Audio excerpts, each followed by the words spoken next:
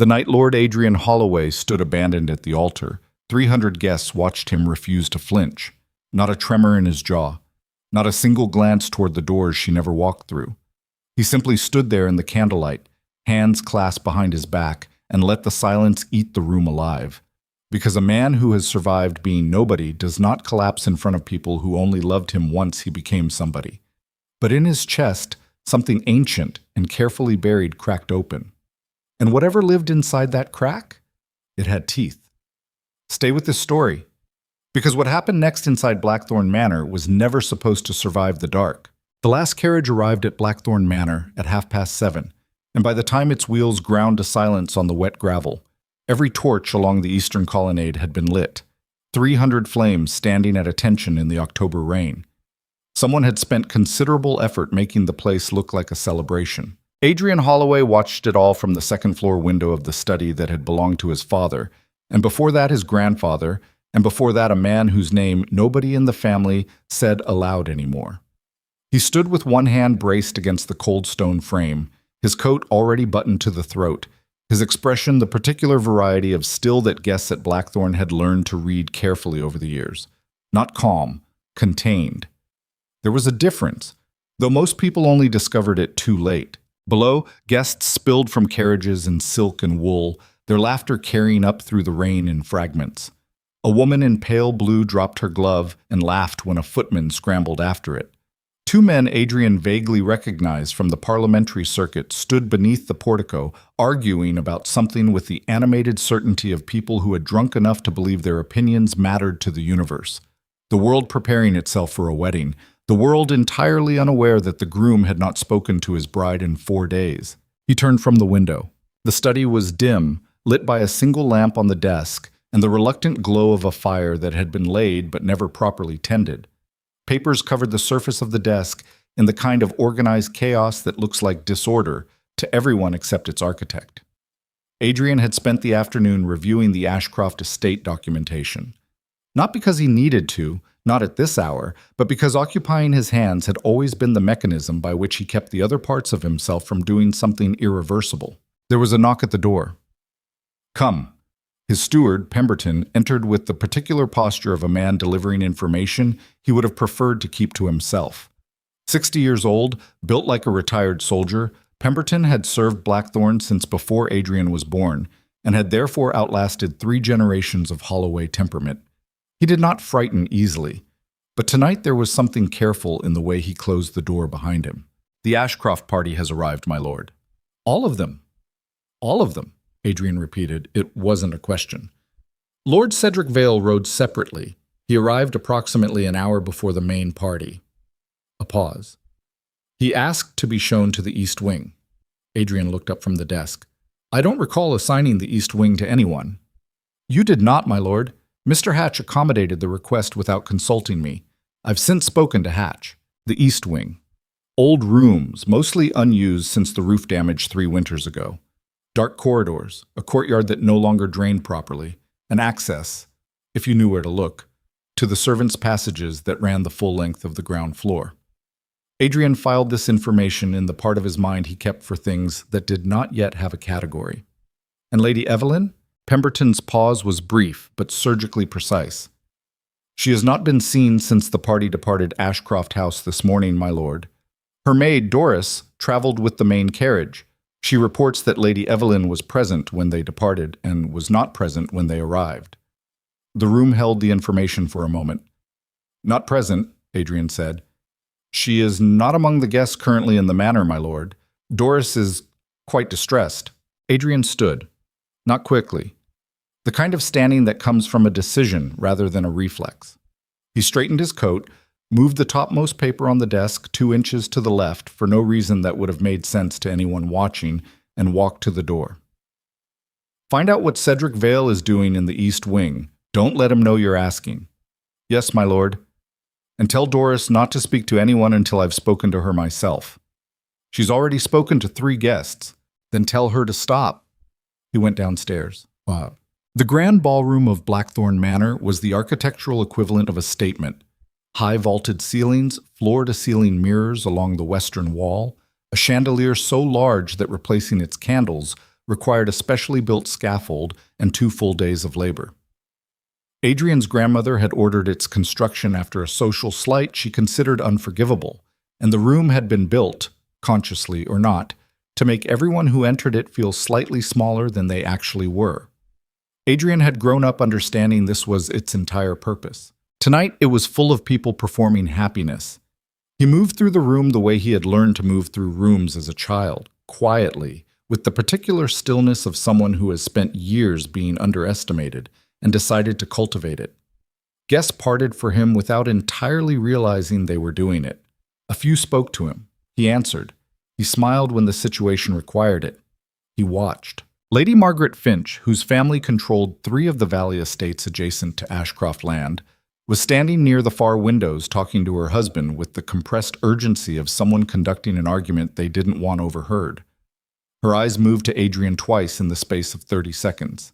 He noted it and kept walking. Sir Thomas Ashcroft, Eveline's second cousin, a soft-faced man whose considerable wealth had apparently insulated him from the necessity of developing any discernible character, was drinking heavily near the entrance to the card room. That in itself was unremarkable. What was remarkable was that he was not drinking with the loose sociability of a man celebrating. He was drinking with the focused efficiency of a man trying to get somewhere internal, quickly. Near the champagne service, he found Evelyn's maid. Doris was perhaps 22, dark-haired, with the red-rimmed eyes of someone who had been crying and then stopped and then started again and was now in the fragile truce between the two. She was holding a champagne glass she hadn't touched. When she saw Adrian approaching, she straightened like a soldier called to attention, which he found both touching and alarming in equal measure. Lord Holloway. Her voice was steady. Trained steadiness. The kind built over years of service in houses where composure was the currency of survival. Doris. He stopped close enough to speak quietly, but not so close as to seem threatening. This was a calculation he made without thinking about it, the way a musician adjusts pressure without counting notes. Tell me what happened this morning. We departed Ashcroft House at 7. Lady Evelyn was present when we left. She was in the main carriage with me and with her aunt, Lady Cecile. Somewhere on the Thornfield Road, she stopped, pressed her lips together, started again. Lady Evelyn asked for the carriage to stop. She said she felt unwell. She stepped out. Lady Cecile was asleep. I waited. Her voice finally cracked slightly on the last word, just at the seam. She didn't come back. How long did you wait? Perhaps 10 minutes. Then I stepped out to look for her, and she was simply gone. The road was empty in both directions. I looked into the tree line, but she shook her head. There was nothing. No sign of struggle, no dropped item, nothing. And Lady Cecile? She slept through the entire thing, my lord. I woke her when I couldn't find Lady Evelyn. She was... A pause that told Adrian more about Lady Cecile than any direct description would have. She suggested we continue to the manor and send word back.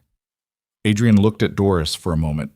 She was telling the truth, not the managed truth of someone editing as they spoke, but the raw truth of someone who did not yet understand what they were standing inside. You said earlier that Lady Evelyn had been unsettled in the days before this. What did you mean by that? Doris went still. Not the still of someone who didn't know, the still of someone deciding. Doris? She hadn't been sleeping well. The words came out carefully. The past 2 weeks. She would be awake at odd hours, and when I came in the mornings, she would have papers sometimes, documents. She would put them away quickly when I entered. I didn't ask. It wasn't... She stopped again. It wasn't your place. No, my lord. Did she say anything to you this morning, before the carriage stopped? Another pause. Longer this time. She said... Doris looked down at the untouched champagne. She said that if anything happened to her, I should remember that she knew. Those were her exact words. If anything happens, remember that I knew. I thought perhaps she was nervous about the wedding. Ladies sometimes say strange things when they're... Thank you, Doris. His voice was even. He needed it to be even because the alternative was something he could not afford in a room full of 300 people. Say nothing more to any guest tonight. You are not in any trouble. Go find Pemberton and tell him I said to give you the green room on the 3rd floor and ensure no one disturbs you.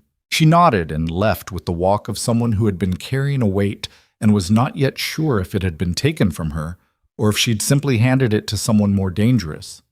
Adrian stood for a moment in the noise of the ballroom, the music and the laughter and the glittering chandeliers doing their performance around him, and felt the cold thing in his chest, the thing that had cracked open upstairs, extend itself very deliberately into the rest of him.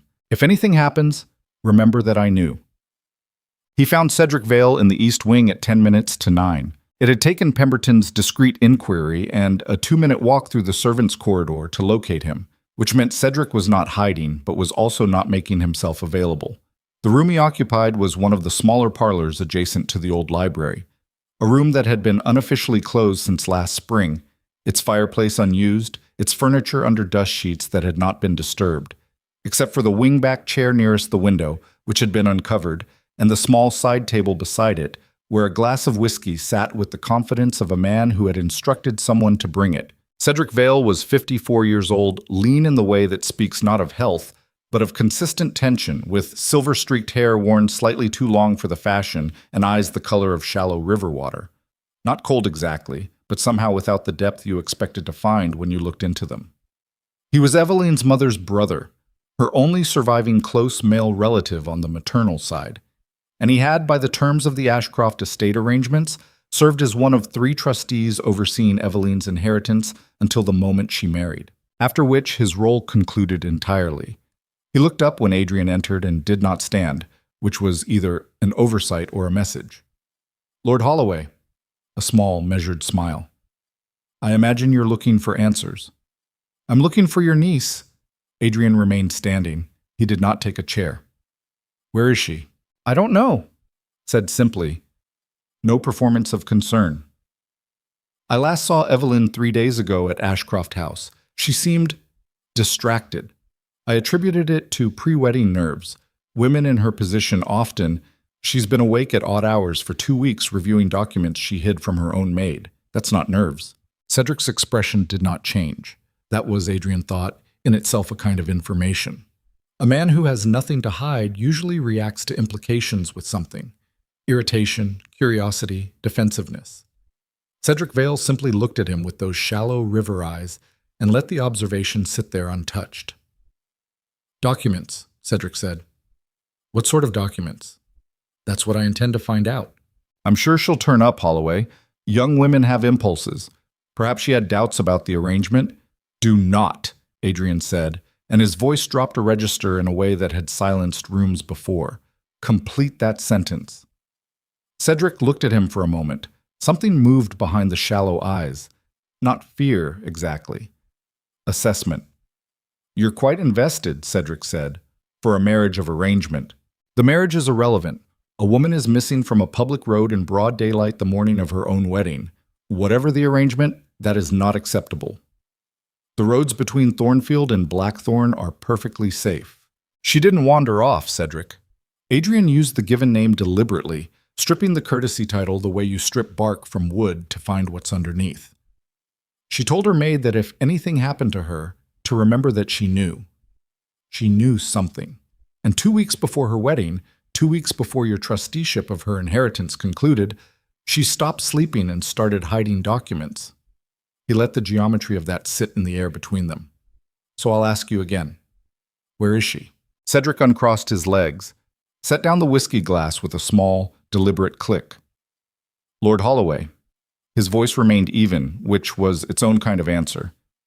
"You're grieving the disruption to your evening and reading significance into the anxious behavior of a young woman who had more reason than most to be anxious. I suggest you return to your guests, make the appropriate announcement, and allow the appropriate people to make inquiries in the morning." "The appropriate people," Adrian repeated. "The constabulary, if you feel that's warranted. Though I'd counsel discretion. Scandal attaches easily in these situations, and Eveline's reputation is not your concern. She is my family." The word landed in the room with what Adrian recognized as the particular weight of a word being used as a shield rather than a truth. Family. Deployed strategically, like furniture placed in a doorway. "You should rejoin your guests," Cedric said. "You look like a man about to do something that cannot be undone." Adrian looked at him for 3 full seconds. Then he turned and walked to the door. "Cedric," he said it without turning around, "if you leave Blackthorn tonight, I will know within the hour. And whatever courtesies apply between families in your world, they will not apply to whatever happens next." He walked out without waiting for a response. The announcement was made at 9:30 by Pemberton, who was better than anyone Adrian had ever met at delivering catastrophic information in a tone that suggested minor administrative adjustment. Lady Evelyn Ashcroft, it was regretfully communicated, had taken unwell on the journey to Blackthorn, and the wedding ceremony would be postponed pending her recovery. The assembled guests received this in the manner of people trying to decide what expression the situation required. There was murmuring, there was exchanged glance, there was the particular species of social awkwardness that descends when a party does not know whether it is still a party. Adrian watched from the entrance to the ballroom and did not go in. The guests would talk. They would talk for weeks, and the shape of what they said would be determined almost entirely by what happened in the next 72 hours.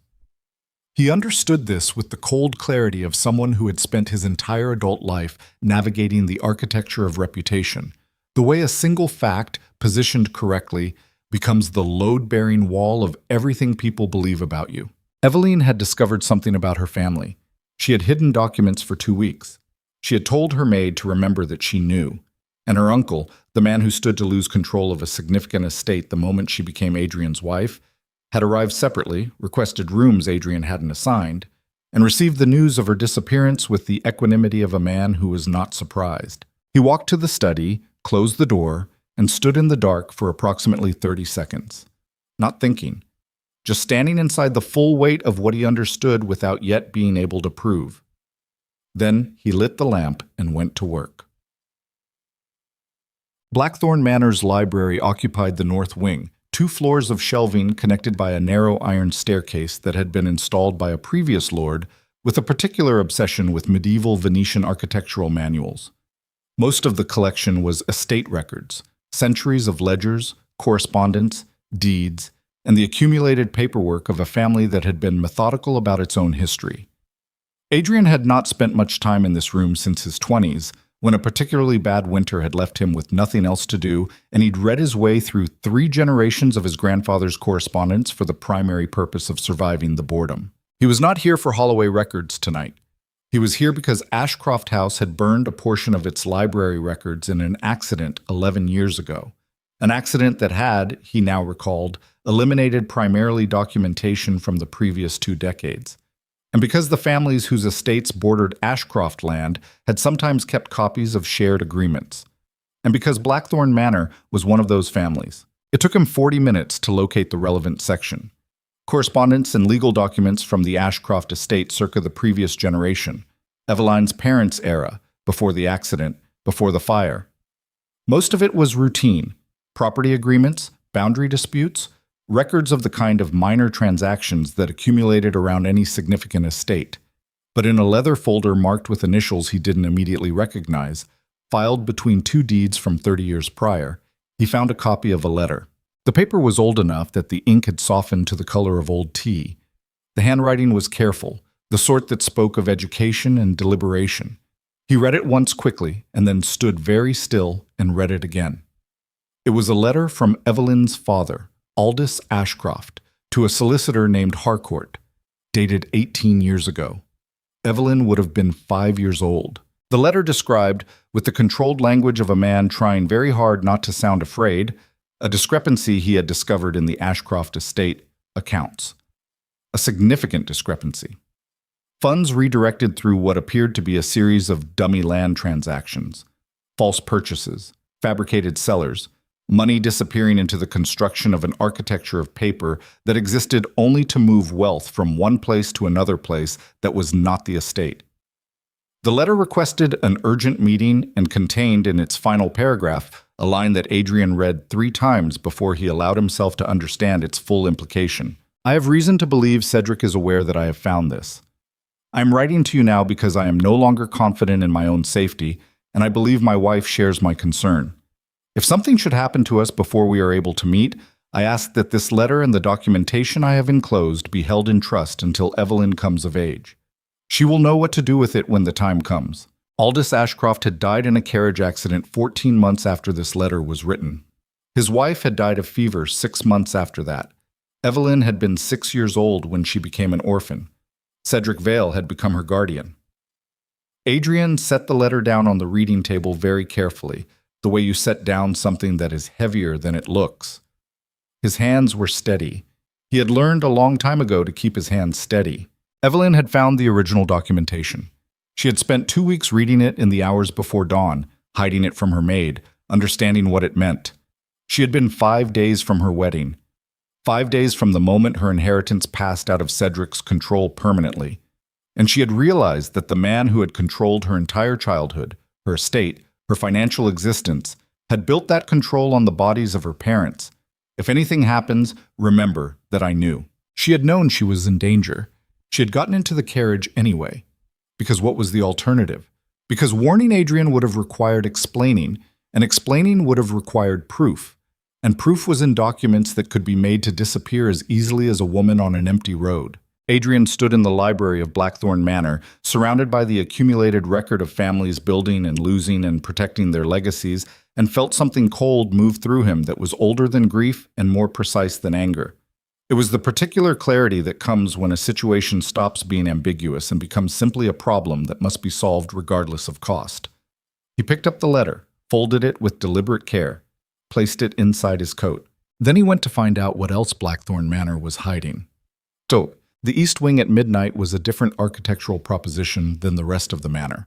Where the main house had been renovated and modernized over generations, the East Wing retained its original construction. Stone corridors instead of wood-paneled walls, lower ceilings that collected cold air, windows that didn't quite fit their frames anymore, and let in a thin, continuous whisper of autumn wind. The servants avoided it after dark, not because of anything they could articulate, but because old buildings have moods, and this section of Blackthorn had always been in a particular one. Adrian moved through it with the lamp turned low, checking each room systematically. Cedric's assigned parlor was empty. The chair recovered, the whiskey glass gone, no evidence that the man had ever been there beyond a faint smell of tobacco that could have been anyone's. The adjacent rooms were undisturbed under their dust sheets. The old library was exactly as Adrian had always known it. High shelves, unused fireplace, a card table in the center that 3 generations of Holloways had played on, and none had ever bothered to remove. He stopped. The card table. He crossed to it and crouched. The floor around 2 of its legs showed faint marks in the dust, the kind made by something heavy being moved and then moved back. Recent. Days, not weeks. He set his lamp on the table and looked at the floor more carefully. Underneath the card table, beneath the worn Turkish rug that had been there since his childhood, was a seam in the stone floor that had no architectural reason to exist. He rolled the rug back. A trapdoor. Old iron hinges, a recessed ring pull, stone fitted so precisely that in the lamplight you wouldn't see it unless you were looking from exactly this angle. It had a lock, a simple one, the kind that opened with a skeleton key of the type that would have been standard in any household this age. He didn't have the key. He also didn't need to be inside tonight. Tonight he needed to know it existed. He stood up and looked at the trapdoor for a long moment, then replaced the rug exactly as he had found it, picked up his lamp, and retraced his steps to the door. He was almost through it when he heard the sound. It came from below, from whatever was beneath the trapdoor, so muffled by stone and distance that he couldn't identify it immediately. He stopped with one hand on the door frame and listened. A voice. Faint, distorted by distance, but unmistakably a voice. Not words. Something else. And then, a sound that resolved itself in the cold air of the empty corridor into something that dropped through Adrian Holloway's carefully maintained composure like a stone through ice. Someone was knocking. Slow, repetitive, exhausted knocking from below the floor of the East Wing Library of Blackthorn Manor. Not the random settling of old stone. A pattern. 3 knocks, a pause, 3 knocks, over and over. The signal of someone who has been knocking for a long time and has not stopped because stopping means accepting a specific kind of truth. He was back at the trapdoor in 6 strides. He tried the ring pull. Locked. He pulled harder. The lock held. He looked around the room, grabbed the iron fireplace poker from the unused hearth, wedged it into the seam, and pulled with the full weight of a man who had decided there was no longer a category called careful. The lock snapped. The trapdoor came up heavy and resisting, the hinges screaming with disuse, releasing a rush of cold air that smelled of stone and damp and something else, something alive and frightened in the particular way that living things become when they have been in the dark for too long. He thrust the lamp down into the opening, stone steps, a passage descending, and at the bottom of the visible range of the lamplight, a shape, a figure, pressed against the far wall of what appeared to be a narrow underground corridor. Her hands raised against the sudden light, her dress, the pale blue traveling dress she had worn that morning when she had stepped out of a carriage on the Thornfield Road, torn at the sleeve and dark with dust, her hair loose and tangled. Her eyes, when they finally adjusted and found his face above the opening, doing something complicated that had the structure of disbelief and the infrastructure of relief, and, underneath both, the raw exposed wreckage of someone who has spent 12 hours discovering exactly how much a person they trusted was capable of. "Adrian," said Eveline Ashcroft, in a voice stripped entirely of the careful social lacquer she had worn at every public occasion he had ever seen her at, down to something that was just sound and breath and the biological fact of still being alive. He was already on the first step. He was already going down. And behind him, somewhere in the East Wing corridor he had just walked through, something moved in the darkness.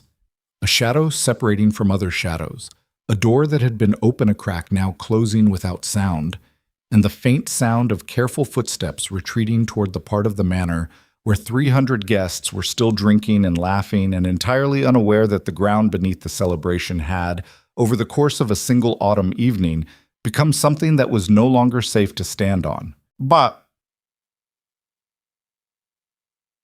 below in the stone passage, Eveline gripped his arm with both hands and pressed her face briefly against his shoulder in a way that had nothing to do with romance and everything to do with the simple animal relief of another human body in the dark.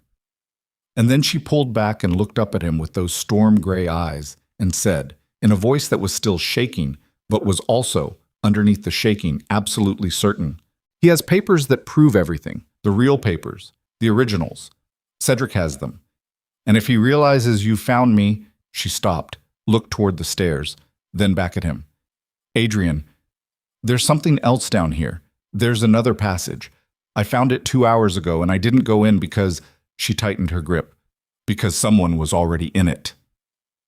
Somewhere deep in the darkness of the tunnels beneath Blackthorn Manor, a door closed, and then all the lights went out.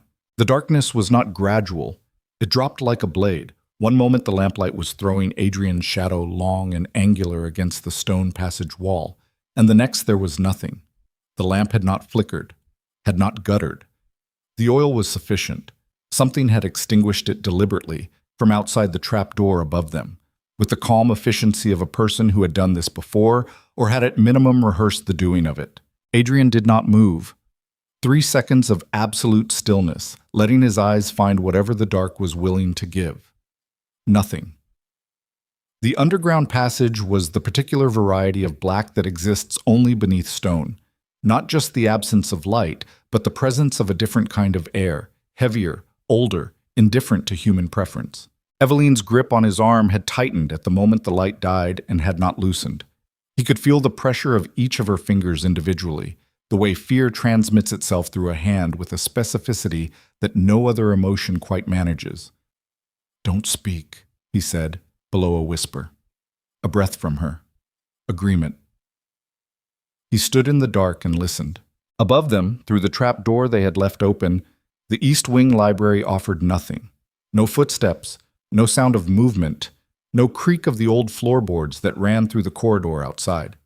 Whoever had extinguished the lamp had done it and retreated, or done it and gone completely still, which was in some ways worse.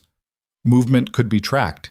Absolute stillness meant someone who understood patience as a tool. To their left, deeper into the passage, in the direction Eveline had indicated when she'd said someone was already inside it, there was also nothing. But the nothing there was a different texture. The passage went on, and passages that went on eventually went somewhere. Adrian reached into his coat pocket. He carried a box of matches as a matter of long-standing habit, a habit formed during a winter expedition to the northern estates in his 20s, when he had learned with precise physical clarity that a man who does not carry his own light is always dependent on the light of others. He pulled the box now, shook it once to confirm it was not empty, and struck a match against the stone wall. The flame was small and immediate and changed everything. He looked at Eveline. She was worse in the light than in the dark had allowed him to imagine. Not injured, no blood, no visible damage, but the kind of worse that doesn't show on skin. Her eyes, which he had seen at 4 social occasions in the past year, and which he had registered with the peripheral attention of a man committed to remaining professionally detached, were doing something he had no existing category for. Not just afraid. Already past afraid and into the territory that comes after, where the body runs on something more durable than terror, because terror burns out but survival doesn't. Her traveling dress was destroyed, torn at the right shoulder, gray with stone dust from collar to hem, the buttons at the wrist missing. Her hair was loose and there was a cut along her left jaw, thin and dried, that she either hadn't noticed or had decided not to assign priority. She looked at the match, then up at him, and said nothing. That said enough. He looked at the passage. Narrow. 2 people could not walk abreast without touching. Ceiling low enough that he had to drop his head slightly. The walls were dressed stone, old work, laid without mortar in the fashion of construction that predated Blackthorn's renovation by at minimum a century. The floor was packed earth, and along the right wall, spaced approximately 10 feet apart, iron brackets that had once held torches, empty now, rusted to a color that matched the dark stains they'd left on the stone beneath them. These tunnels had not been forgotten. They had been emptied. The match was burning toward his fingers. He shook it out before it finished the job, struck another immediately, and made a decision about the direction of forward. "The other passage you found," he said, keeping his voice low and flat. "How far in? 30 feet, maybe 40? She was keeping her voice equally flat, which he noticed and filed. A woman who can control her voice in this situation is a woman who has been controlling herself her entire life and has simply reached the outer limit of that practice. "It branches left. I heard movement, something being moved, like furniture or boxes." "How long ago?" "An hour before you came? Maybe a little more. An hour." Whoever had been in the branching passage had either left through a different exit or was still in there in the dark, having heard the trapdoor open and made the calculation to go silent and wait. Adrian had spent enough time in rooms with dangerous people to understand the taxonomy of their stillness. There was the stillness of someone who was frightened. There was the stillness of someone who was watching. And there was the third kind, the rarest kind, which was the stillness of someone who had already decided what they were going to do and was simply waiting for the geometry of the situation to arrange itself correctly. The East Wing. Cedric's requested rooms, the trapdoor under the rug that had been moved recently, the lamp extinguished from above. He was not dealing with a frightened man. "Stay directly behind me," he said. "If I stop, you stop. If I move fast, you move fast, and you do not stop to ask why. Understood?" "Yes." "Good." He moved. The passage was close to 30 feet before it branched, as she'd said. He moved with one hand trailing the right wall, his back slightly curved to clear the ceiling. The match held low to preserve his night vision as much as a flame allowed. Eveline matched his pace exactly. He could hear her breathing, measured and deliberate, the breathing of someone who has decided that panic is a luxury they cannot currently invoice. He reached the branch, stopped, left passage, darkness going on. From somewhere inside it, nothing, not even the subliminal sound of air moving through a different space. Either it was a dead end, or whatever had been in it was holding itself with the absolute discipline of someone who had been waiting for exactly this moment. The moment when 2 people stood at the entrance trying to decide whether to enter. He struck a fresh match and held it into the opening. The passage went approximately 15 feet before widening into what appeared to be a chamber, rough-hewn walls, wider ceiling, the floor uneven with old stone. Along the far wall, barely at the edge of the matchlight, the shape of something rectangular. Boxes. Stacked. Recently moved. The earth around their bases was disturbed. The indentations of prior placement still visible 3 feet to the left of where they now sat. And in the chamber, No one. But on the right wall of the chamber, at ground level, an iron grate. Beyond the grate, air moving.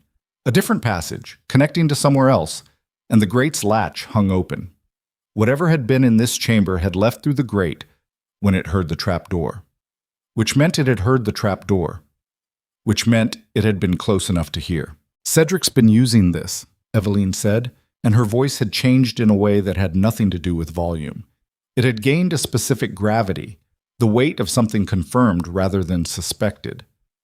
Those boxes, I recognized the latching style. It's the same as the document trunks at Ashcroft House. He moved them down here. When did you arrive in this passage? He brought me here. The words came out very clean, the kind of clean that cost something. On the road, when the carriage stopped, I wasn't unwell. I asked the carriage to stop because there was a rider who signaled us, and I was told before leaving Ashcroft that you had sent someone ahead with a message for me, a private message, regarding the documents I had found. She paused. One breath. It wasn't your rider. Adrian looked at her in the matchlight. You knew I hadn't sent anyone. I suspected within 2 minutes of the road. By then I was already in a second carriage, and the Thornfield Junction was behind us. Something crossed her face. Not shame, not self-reproach, but the harder thing that comes from being intelligent enough to understand exactly how a trap was built around your own specific vulnerabilities. He knew I'd found the papers. He'd known for at least a week. I realized later there was a duplicate set I hadn't found, which means he'd been tracking which documents I was accessing. He used your name to get me into that carriage because She stopped. The match went out.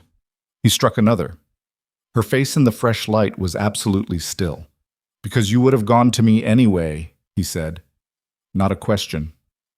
Yes. One word, stripped of everything except its basic factual content.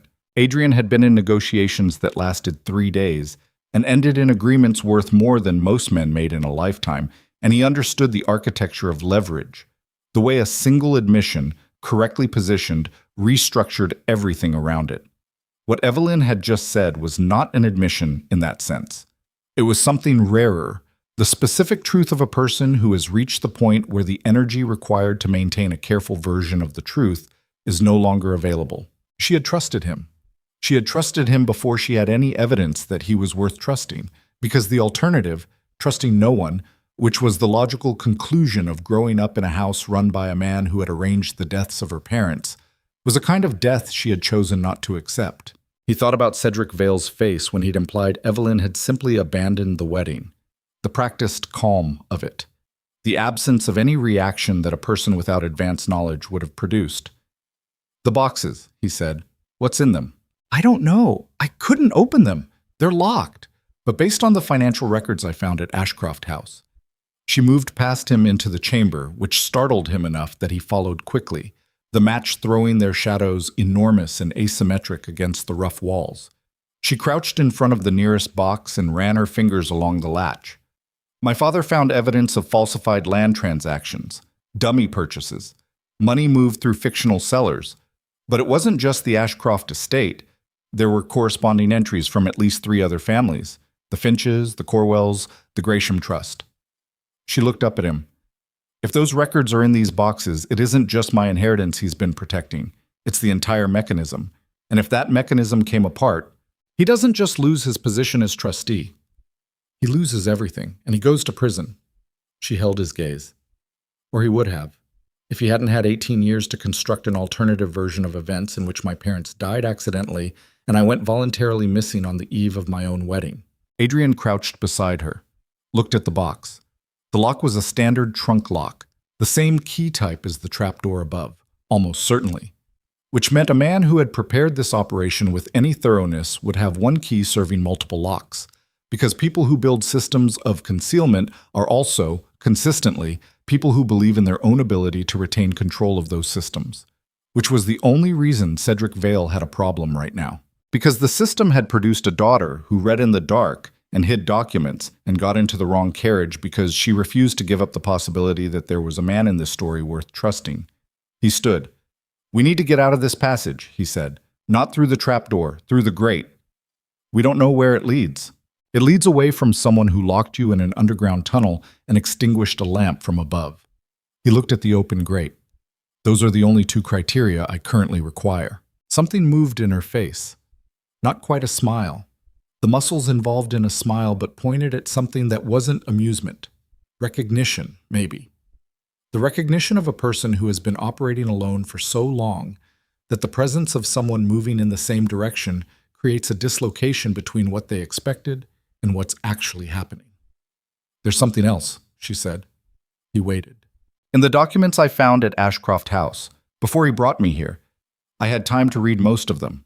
There was a letter from my father to a solicitor named Harcourt." Adrian reached into his coat and withdrew the folded paper he had taken from Blackthorn's library. He held it toward her in the matchlight. She stared at it, looked up at him. "You found a copy," she said. "It was in the Blackthorn records. Your father sent it to multiple recipients, which suggests he understood that a single copy could be made to disappear." Adrian folded it back into his coat. He was careful. He was afraid, she said, and for the first time since the lamp had gone out, her voice lost its flatness and became something else. Something with the grain of old grief in it, the kind that doesn't produce tears because it has been compressed over years into something denser and harder and more permanent. "He was afraid, and he tried to protect me, and Cedric killed him anyway, and then managed my entire life for 18 years while I—" She stopped, pressed her lips together. The flatness returned, reconstructed with visible effort. "While I thanked him, at holidays." The match went out. In the dark, Adrian said nothing. He did not offer a philosophy of survival or a framework for how a person was supposed to absorb this particular species of betrayal. He simply stood in the stone passage next to a woman who had just said out loud the thing that had probably been living in the center of her chest since the moment she first understood what the documents meant and let it exist in the air without trying to fix it, because some things do not want to be fixed in the moment they are named. They want to be witnessed. He struck a new match. "Move," he said. She moved. They went through the grate.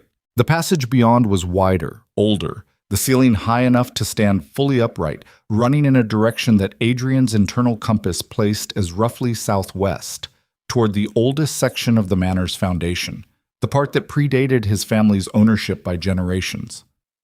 The floor here was stone rather than earth, the walls dressed more carefully, and at intervals along the left side, alcoves that might once have been storage niches or might once have been something else. Old buildings accumulated purposes the way old families accumulated secrets, not deliberately, but through the simple accumulation of time and the things time required of the people living inside it. They had been moving for perhaps 4 minutes when Evelyn stopped. He stopped immediately, one hand finding her arm in the dark. He'd let the match burn out to preserve the box, and felt her go rigid under his grip, the full-body tension of someone who has heard something specific. "Footsteps," she said, below a breath. He listened. Ahead, not close, 60, 80 feet at minimum, but definite. A single person moving without a light, which meant a person who knew this passage well enough to navigate it in darkness. Moving away from them, then stopping, then moving again. Adrian made a calculation. One person, familiar with the tunnels. Moving southwest, same direction they were heading. Not running. A person running in an underground passage made a completely different sound, moving with purpose and measured speed, which was the gait of someone who believed they were alone. Cedric Vale had come through the grate before them. He was heading somewhere specific. And there were, Adrian understood with the cold, precise clarity of a man who had spent 30 years learning to read situations by their physics rather than their surface, exactly 2 options available from this point forward. Return to the trapdoor, go up through the east wing, and try to navigate a house full of 300 guests to reach a constabulary that was an hour's ride away, while a man who had 18 years of practice at making evidence disappear had however long it took Adrian to do all of that to finish whatever he had come down here to finish, or follow the sound. He followed the sound. He kept Evelyn close enough that when he reached back she could take his hand and match his step without being told, which she did without hesitation, which told him more about where she was than any words would have. They moved in absolute silence through the stone passage, the footsteps ahead of them a low, irregular percussion that Adrian tracked with the focused attention of a man who has chosen a direction and is no longer interested in alternatives. The footsteps stopped. He stopped. Evelyn stopped. Ahead, a sound. Metal on metal. A latch. Then the groan of old hinges, the same sound the trapdoor had made, and a brief thin wash of light from somewhere beyond, orange and unsteady, and the shape of a door opening in the darkness ahead. And before it closed again, before whatever was on the other side swallowed the light and left them in the dark, Adrian saw Cedric Vale's face in profile, lit by whatever he was carrying, turning back once to look behind him into the passage, looking for pursuit that he believed wasn't there. The face in that half-second of orange light was not the face Cedric had worn in the East Wing parlor over his whiskey, not the controlled performance of a man managing perceptions. This was the face underneath that one, older, harder. The face of a man who has lived for 18 years inside a particular lie and has spent so long maintaining its architecture that he has almost forgotten what the building looked like before the lie was load-bearing. Almost. The door closed. The dark came back.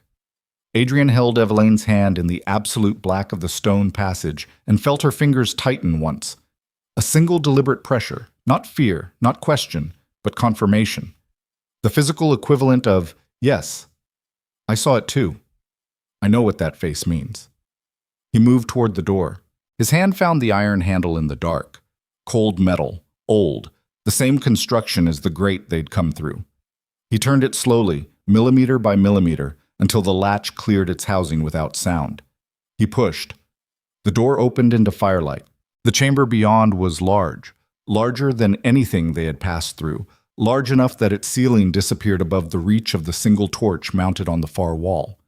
Stone columns, structural, running the length of the room in 2 rows, and between the columns, along both walls, shelving.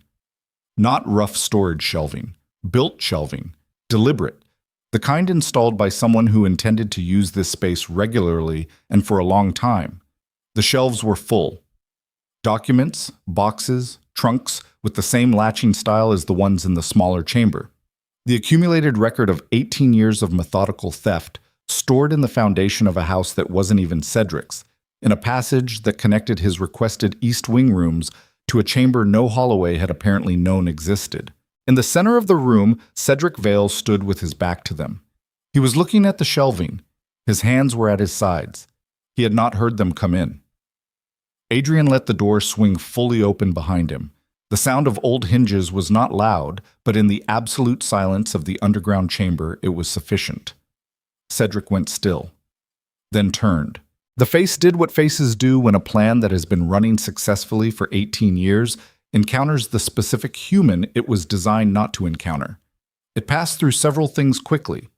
Surprise, calculation, the rapid reassessment of available options, and landed on something that was not quite any of them. A settled look. The look of a man who has arrived at a place he can no longer depart from, and has decided, in the span of 2 seconds, what kind of man he intends to be there. He looked at Eveline first, then at Adrian. Holloway. His voice was steady, the voice of a man who considers steadiness to be the last fortress and intends to hold it. Cedric, Adrian said. A beat.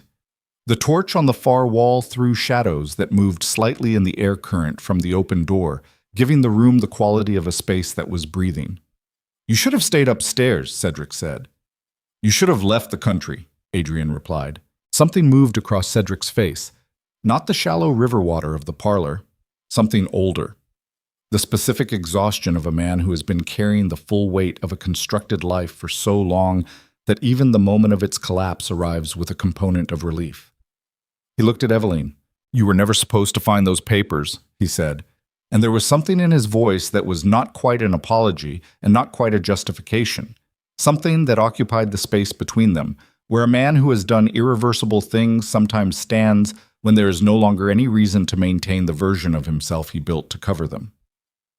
Eveline looked at her uncle in the torchlight of the underground chamber where he had locked her to die, and her face was completely still. I know, she said. She took 1 step forward. That was your first mistake.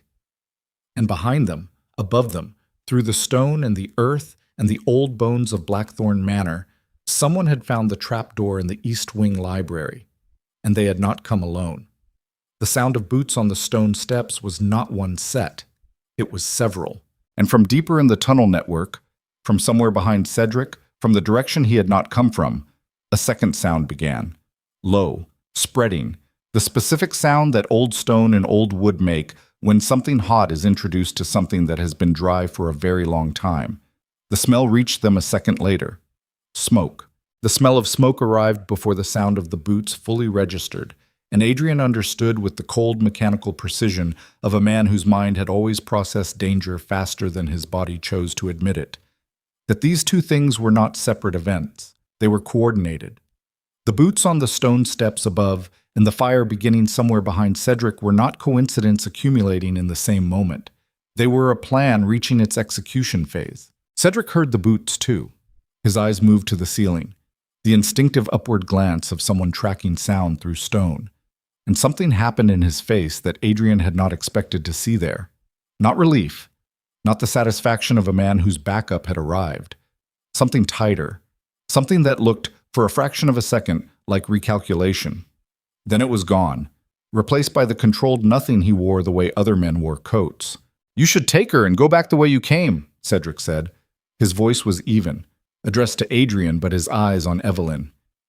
"There's an exit through the south alcove, third column on the left. The grate opens outward. It comes up in the garden near the yew hedge." Adrian did not move. "You're telling me how to leave." "I'm telling you how to survive the next 10 minutes. Sednet looked at him directly now, and whatever performance had been operating in those shallow eyes was not operating anymore. "The people coming down those steps are not constables, Holloway. They are not your staff, and they did not come because of anything I arranged." The smoke was thicker now, not catastrophic yet. A building smell, the smell of something catching and deciding whether to commit, but directional. Coming from the eastern reach of the passage, which was also the direction of the grate they'd entered through. Adrian looked at the door behind them. The staircase they'd come from was to the north. The fire was to the east. The boots were coming down from above, and there were at minimum 3 separate footfalls he could distinguish, possibly 4, moving with the coordinated purposefulness of people who had been briefed on the geography. "Who are they?" he said. "Men hired to ensure that what is in this room does not leave this room." Cedric said it the way a person states a logistical fact, and that the people who found it do not leave either. "Hired by you." A pause that lasted precisely long enough to be its own answer before Cedric said, "No." Eveline made a sound, not loud, the involuntary sound of a person whose internal architecture has just been hit by something it wasn't braced for. Adrian heard it without looking at her and felt the shape of what it meant. Not fear, not grief, but the specific fracture that comes when you discover the betrayal you came here to confront is not, in fact, the largest betrayal in the room. "Then who?" she said. Cedric looked at his niece. In the torchlight of the underground chamber, with the smoke beginning to drift through the open door behind them, and the sound of boots on the stone stair growing, and the entire architecture of 18 years of concealment, finally, irreversibly visible in the light it had been built to avoid, Cedric Vale looked at Eveline Ashcroft and showed her something in his face that she had never seen there before. Not love, not guilt. Something older and less categorizable. The look of a man who has been standing at the edge of a particular truth for a very long time and has just decided that the energy required to keep standing away from it is no longer available. "Your father didn't send that letter only to Harcourt," Cedric said. "He sent a version of it to 3 people. Harcourt, myself, and Lady Margaret Finch." The boots reached the bottom of the staircase. Adrian turned. 4 men came through the door. Large, functional, dressed without distinction.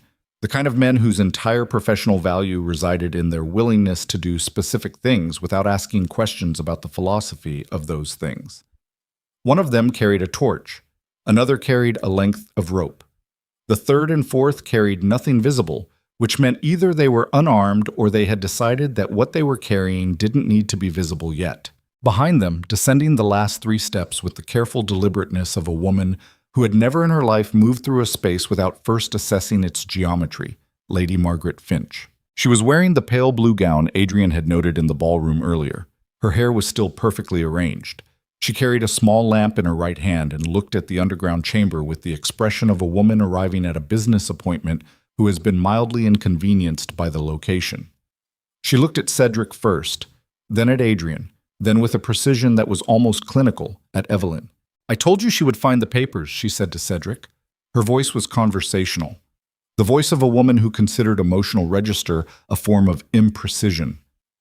"I told you 2 years ago when she started asking questions about the estate management. You said you had it handled." "I had it handled," Cedric said. "You had her in an underground tunnel with access to your documentation and a trap door that, apparently, anyone could open with a fireplace poker." She set her lamp on the nearest shelf with the economy of motion of someone accustomed to having surfaces available when she needed them. "That is not handled, Cedric.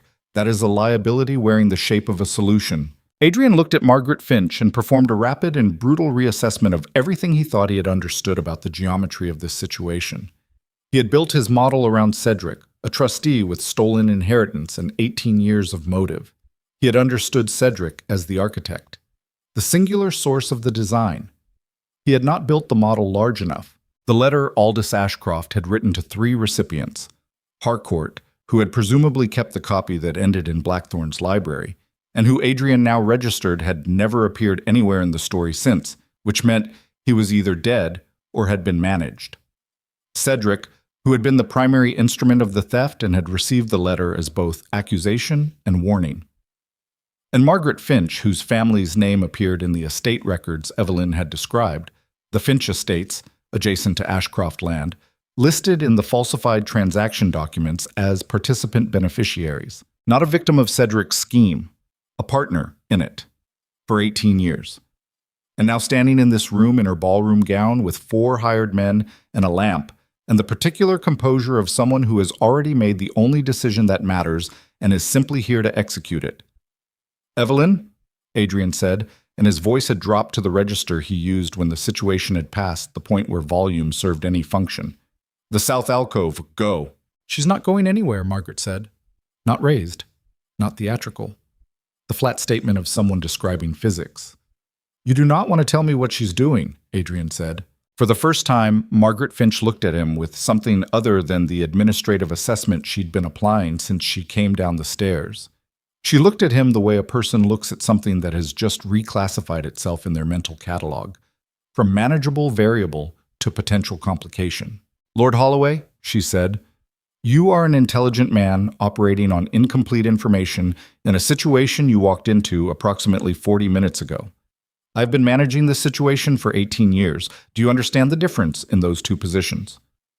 "I understand that you sent 4 men in a fire," he said, "which means you came here to end it tonight. Which means something changed. What changed?" A beat. It was Cedric who answered. "The Grey Sham Trust," Cedric said. He had not moved from his position in the center of the room. He was standing with his hands at his sides, and the look on his face of a man who has chosen, in the final accounting, to let the truth have the room. "The executor died last month. His successor has been reviewing the trust documentation. He found an anomaly in the land transaction records from 11 years ago.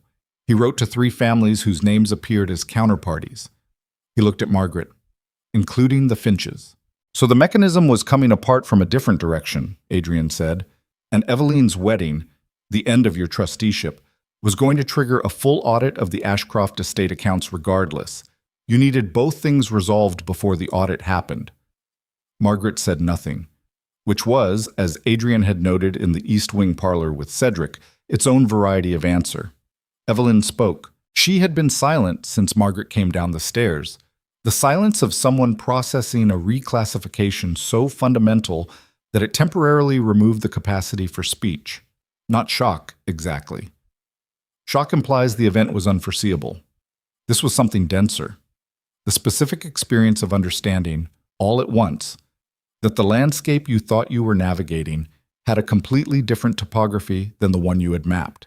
"You were there," she said to Margaret, "when my parents died. You came to the house. You sat with me for 2 days. You held my hand at the—" She stopped. The muscle in her jaw worked once. "You told me my father would have been proud of how I was bearing it." Margaret looked at her without flinching, which was in itself a form of cruelty. The cruelty of someone who has long since completed the internal work of making peace with what they are and therefore has no visible wound left to open. Your father was going to destroy 20 years of careful work, Margaret said. He was a decent man with a decent man's fatal tendency to believe that the right thing and the survivable thing were always the same thing. They are not. You had him killed, Evelyn said. I protected what needed protecting. He was my father. He was a man who sent letters to solicitors, Margaret said, and there was something in her voice that was the coldest thing Adrian had heard in a room full of cold things. Not malice, which implied emotional investment, but the complete absence of the register in which human cost is calculated. Letters that have spent 18 years causing exactly this problem. Evelyn took a step forward. One of the four men moved to intercept. Adrian moved faster. He did not think about moving. The decision and the movement were simultaneous, the product of 30 years of understanding in the bone-deep way that bodies learn what minds take longer to articulate, that the man who waits for permission in a room that has stopped operating by the rules that make permission meaningful has already lost.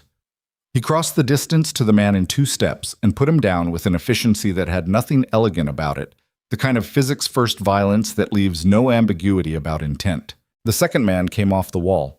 Adrian took the hit, a fist to the side of his head that turned the room sideways for half a second, and used the momentum to drive the man into the nearest column.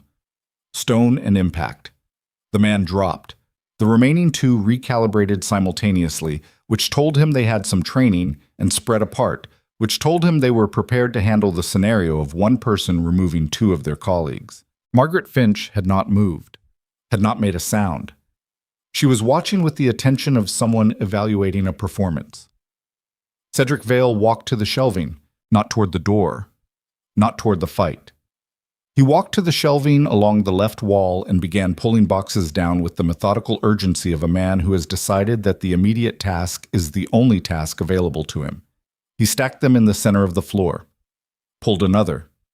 He was building something, concentrating the documentation, making a pile. Adrian processed this with the fraction of his attention not occupied by the 2 remaining men and understood what it meant exactly. 1 second before Cedric reached into his coat and produced a box of matches. Cedric. Margaret's voice for the first time had an edge in it. Don't. You said it yourself. Cedric looked at her across the chamber with the expression of a man who has been standing at someone else's instruction for 18 years and has identified the precise moment when that relationship's useful life ended. It needs to end tonight. You wanted the documentation destroyed. Here is the documentation. He gestured at the pile. Destroy it. Not with them in the room. Then get them out of the room. Cedric, she is my niece. The words came out ragged, not the controlled instrument his voice had been all evening. Something had broken through the surface, not conscience, not remorse, but the specific fracture of a person who built their capacity for cruelty on a foundation that was never quite solid enough to bear the full weight of what they put on it. I will not. There is a line, I will not. You're already past any line, Margaret said, and her voice was absolute. You passed it 18 years ago. Don't invent a location for it now. One of the 2 remaining men came at Adrian from the left. He turned into it, took another hit, this one to the ribs, which informed him through a white pulse of pain that at least 2 of them were cracked, and drove an elbow into the man's face with enough force that the outcome was conclusive. The last man looked at his 3 colleagues on the floor, looked at Adrian, made a calculation that did not favor staying. He ran for the staircase. Adrian let him go. 3 cracked ribs and the geometry of the room and the smell of smoke, now distinctly stronger, the eastern passage beginning to breathe it through, had restructured his priority list. He looked at Evelyn. She had not moved. She was standing in the center of the chamber looking at Margaret Finch with the particular expression of a person who has arrived at the absolute outer edge of what they can hold inside their own chest and is deciding, in real time, what to do with everything that no longer fits. The south alcove, Cedric said. He was still holding the matches. He had not lit them. Go, both of you, now. And you, Evelyn said. Cedric looked at his niece. The torchlight moved between them. I am 61 years old, Cedric said. I have spent 18 years managing a dead man's accusation and another dead man's money and a live woman's entire inheritance for the benefit of a partnership I entered because I believed that surviving required it. He looked at the matches in his hand. I was not wrong about survival. I was wrong about what it cost. He looked up.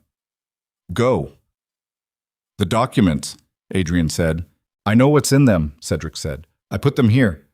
I am the only person in this room who can reconstruct their contents from memory and testify to what they mean and who authorized what and when. That is more useful to you than paper in a fire. He looked at Margaret. Isn't it? Margaret Finch looked at Cedric Vale across the underground chamber of Blackthorn Manor, with 18 years of shared architecture between them, and said nothing for a long moment. The smoke was threading in steadily now, visible in the torchlight, the eastern passage fully committed to the fire someone had set in it. Then she moved, not toward the staircase. She moved toward the shelving, and she moved with a speed that did not match the composure she had worn all evening. The speed of a woman who has watched the geometry of her situation collapse and is operating now on the residual momentum of pure self-preservation. She reached the shelving and began pulling her own boxes, her own documents, the Finch records Adrian understood, the counterparty documentation that connected her family to the transactions. Stop, Adrian said. She did not stop. He crossed the room in 3 steps and put his hand flat on the shelving beside her head, not touching her, but close enough that she had to stop moving or move through him, and looked at her at close range for the first time. The composure was still there. It was structural now. Not a choice, but an architecture that had been in place so long it no longer knew how to come down. But underneath it, in the set of her jaw and the way her eyes were moving between him and the documentation and the smoke-filled doorway, was something that had the shape of a person who has spent 20 years believing they were the most dangerous thing in any room they entered and has just discovered they were wrong. The man you sent up those stairs is going to reach the surface, Adrian said, and he is going to find 300 guests and 20 staff and a constabulary that is a single message away. And when they come down here, what they find will be the record of 20 years of fraud and 2 murders. Your name is in those documents, Margaret. Every box, every transaction. His testimony will confirm it. He did not raise his voice. He did not need to. You can run. You have perhaps 12 minutes before this passage becomes impassable and whoever is upstairs reaches that trap door. You can run, and it will take them longer to find you. And when they find you, it will be marginally worse than if you stay. Or you can stay and face what you built. He stepped back. But you do not touch one piece of paper in this room. Margaret Finch looked at him. Her hand came away from the shelving.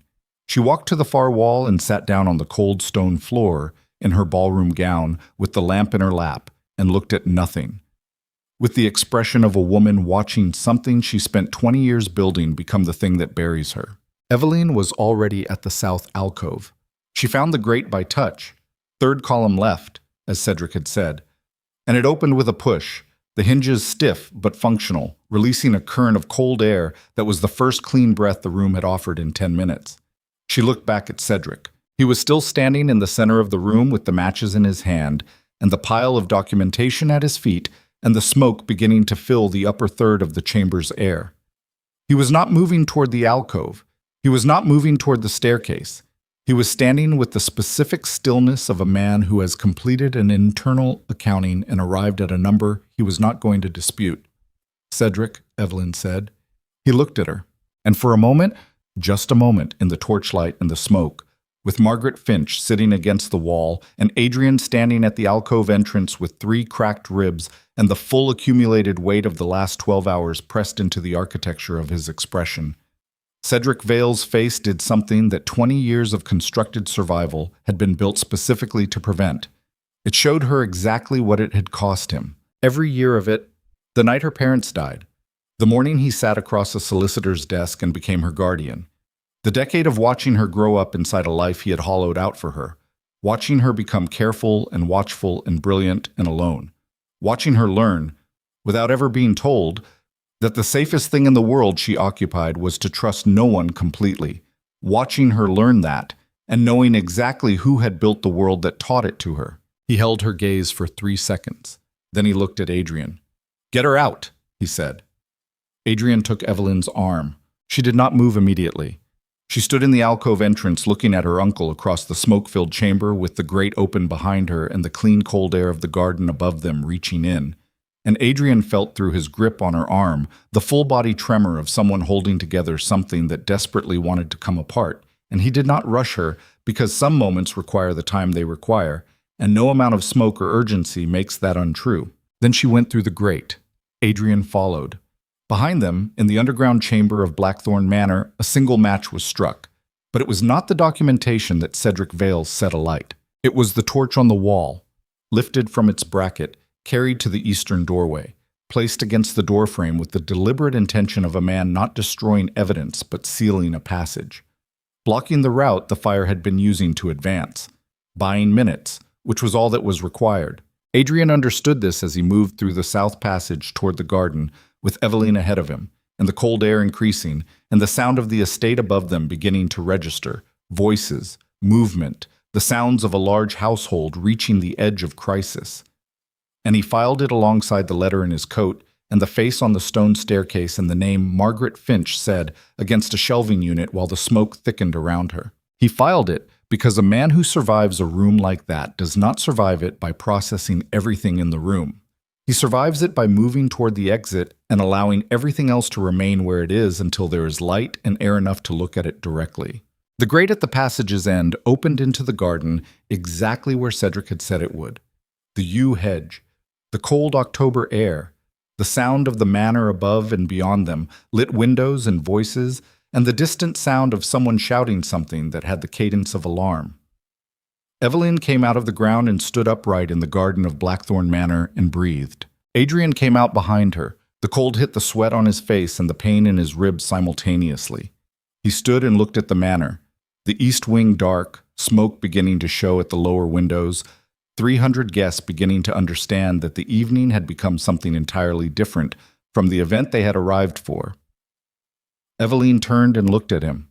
She was covered in stone dust and her dress was destroyed, and there was dried blood on her jaw, and she had spent 12 hours in an underground passage where a man she'd thanked at holidays had put her to silence her permanently. And she was looking at Adrian Holloway in the garden of his own estate with an expression that had burned completely clean of every social coding she had ever applied to it, down to the raw material underneath. "He's going to testify," she said. Not a question, a statement being tested against the air. "If he comes out alive." "He'll come out." She said it with a certainty that had nothing hopeful about it. The certainty of someone who knows a specific person well enough to know the shape of what they choose, even when the person in question spent 18 years choosing wrong. He'll come out because burning himself alive in a tunnel is a mercy he has decided he doesn't deserve. Adrian looked at her for a moment. "You know him," he said. "I grew up in his house." She looked back at the east wing. "I know exactly who he is. I just didn't know what he'd done." There was a difference in those two things that Adrian understood without requiring elaboration. The difference between the person you understand and the act you can never fully absorb. And he stood beside Eveline in the cold garden of Blackthorn Manor, while the east wing began to produce the kind of light that indicated the fire had found the upper passage, and felt the full weight of what the next hour required settle into him with the precise, merciless clarity of a situation that had stopped permitting any version of the person he had been when he came downstairs at 9 o'clock. The man who had stood at the ballroom entrance and managed his expression while 300 guests received the news of Eveline's absence. The man who had learned long ago that containment was the mechanism of survival, that emotion was a variable you controlled rather than a force you inhabited. That man had walked into an underground passage 3 hours ago and left something down there that was not coming back up. He didn't know yet what had replaced it. He would find out. But first, coming around the north corner of the manor at a run, lamp swinging, coat askew, with the expression of a man who has spent 3 hours trying to determine whether his employer was alive, Pemberton, and behind Pemberton, 3 constables. And behind the constables, the sound of Blackthorn Manor beginning, finally, to answer for everything it had been holding. Pemberton stopped 6 feet away and looked at Adrian the way a man looks at something he has been preparing himself to find in a worse condition. "My lord." His voice was exactly what it always was, the voice of a man who had decided decades ago that equanimity was the only response to a Holloway in any state of disrepair. Then his eyes moved to Evelyn, and something shifted in his expression that was not professional and did not try to be. Lady Evelyn. Pemberton. Adrian's voice came out rougher than he intended, the cracked ribs registering their opinion of full sentences. The East Wing passage. There are 2 people still below. One is a threat. One is a witness. He looked at the constables, young, 2 of them visibly uncertain about the hierarchy of the situation they'd ridden into, the third older, and reading the scene with the practiced assessment of someone who had attended enough disasters to know that the person standing outside covered in stone dust was usually the one with the most relevant information. Cedric Vale. He goes into custody, but he is not harmed. He has agreed to testify. Margaret Finch is already in the chamber. She's not going anywhere. The passage fire needs to be controlled before it reaches the documentation stored in the lower chamber. The older constable, Harwick, Adrian would learn his name later, looked at the East Wing, at the smoke beginning to show at the lower windows, and back at Adrian. How do we access the lower passage? Trapdoor in the East Wing library. Rug over it, card table on the rug. The lock is broken. He looked at Pemberton. Take them. Pemberton turned without comment and led the constables at a run toward the East Wing entrance. The kind of competence that operates without requiring the situation to be explained more than once. Adrian had hired Pemberton for exactly this quality 30 years before he understood it well enough to name it, in the instinctive way that some choices get made before the reasoning catches up. He turned to Evelyn. She was watching the manor with both arms crossed against her chest. Not the posture of fear, but the posture of a body that has been cold for a long time and has only just noticed. The October air was pulling at her ruined dress. The cut on her jaw dried to a thin, dark line. She was watching the East Wing windows with the expression of someone who has placed a specific person inside a burning building and is doing the math of what that means. "He'll come out," Adrian said. She didn't look at him. "You don't know that." "I know he chose to block the passage instead of use it." He watched the East Wing. A man who has decided not to come out doesn't spend his last minutes buying time for other people. A long beat. "He murdered my parents," she said. "Yes. And I want him to survive long enough to stand in front of a court and say it in public." She finally looked at Adrian, and what was in her face was not contradiction. It was the precise coexistence of 2 things that had no obligation to resolve themselves into something simpler. "I know what that makes me." "It makes you the person who finishes it," he said. She held his gaze for a moment, then looked back at the manor. 50 feet away, the East Wing door burst open and Cedric Vale came out at a walk, not a run. The walk of a man moving with deliberate velocity rather than panic, his coat smoldering at the left shoulder, his face gray with smoke and something else that had nothing to do with fire. Behind him came one of the constables, and behind that, carried between 2 others with the careful urgency of people transporting something fragile and important, came a stack of document boxes. Not all of them. Enough. Cedric stopped when he saw Evelyn. 30 feet between them. The garden of Blackthorn Manor, October dark, the East Wing burning behind him, and 300 guests beginning to appear at various manor windows and doors with the confused, illuminated faces of people watching an event that had definitively exceeded its original programming. He stood and looked at his niece and said nothing. She said nothing. The constable put a hand on Cedric's arm. He did not resist it. He looked at Evelyn for 3 more seconds, the look of a man delivering something he had no words for and had stopped pretending he did, and then looked away and let himself be led. Evelyn watched him go. Adrian watched her watch him go, and understood something about the specific species of grief that does not announce itself. The grief that lives inside the space between who someone was to you and what they did. The grief that has no clean category because the person you're grieving is still alive, and the thing you're grieving never was. Then from inside the East Wing came a sound that restructured everything. Not fire, not stones settling. A human sound, sharp, specific, the sound of a physical altercation happening at speed in an enclosed space. And then, half a second later, another sound that Adrian's nervous system identified and responded to before his conscious mind fully processed it. Breaking glass, a heavy impact, and then the particular silence that follows something going very wrong. He was moving before he finished the thought. "Stay here," he said to Evelyn. He didn't look back to see if she obeyed. He already knew she wouldn't. The East Wing door was open. The corridor inside was smoke-filled, the lower portions breathable, the upper air a solid gray that moved with the slow, purposeful drift of a fire that had committed to its direction. He went in low, one arm across his face, following the sound. The corridor to the library. The constables had gone down through the trap door. He could hear them below, voices, the sounds of boxes being moved, but the sound he was tracking had come from ahead and to the right. The old parlor where Cedric had been sitting with his whiskey. He pushed the door. Margaret Finch had not stayed in the chamber. She had found the staircase. She had come up. And somewhere between the chamber and the east wing corridor she had encountered the fourth constable, the one who had run from the underground fight. And whatever negotiation had occurred between them had ended with the constable on the parlor floor with a laceration across his forehead, and Margaret standing at the far window with a lamp in one hand and the specific expression of a woman who has arrived at the last available option and is in the process of deciding whether to take it. The window opened onto the east wing courtyard, the one that no longer drained properly, that Adrian had noted when Pemberton told him about Cedric's room request. 8 feet down. Manageable.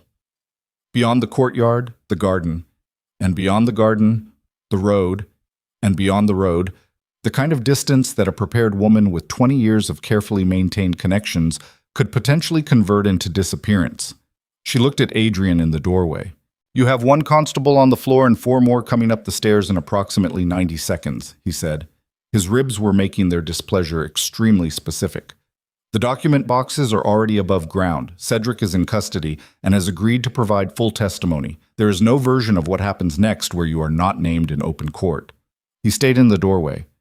"The window buys you hours, maybe a day, and then it is worse." "Everything is already as bad as it gets," Margaret said. "You believe that because you haven't stood in a courtroom yet." She looked at him. Something moved in her face. Not fear, not guilt, but the thing that comes when a person who has operated for 20 years on the belief that intelligence and preparation are sufficient armor against consequence finally encounters the specific moment where they aren't. It was not collapse. It was recalibration. The look of a person updating a fundamental assumption in real time and not yet knowing what to replace it with. "Put the lamp down," Adrian said. Her hand tightened on it. "Margaret." He said it the way you say a name when the name is the last tool available. "The lamp goes down. You go to the constables, and whatever happens in that courtroom, whatever is said and whatever it costs, it is survivable. What you are considering doing to this building full of 300 people is not." She looked at the lamp, looked at the window, looked at Adrian, and then she set the lamp on the sill with the careful deliberateness of someone who has made a decision they know they cannot unmake. And she sat down on the nearest chair and she looked at the floor, and she did not move again. He stepped aside when the constables came through. He watched them manage the situation with the competent briskness of people who had been briefed and were executing. He stood in the smoke-filled corridor and breathed against the pain in his ribs, and understood that the thing he had just done, the conversation, the lamp, the 30 seconds in a doorway, was not courage in any form he had been trained to recognize.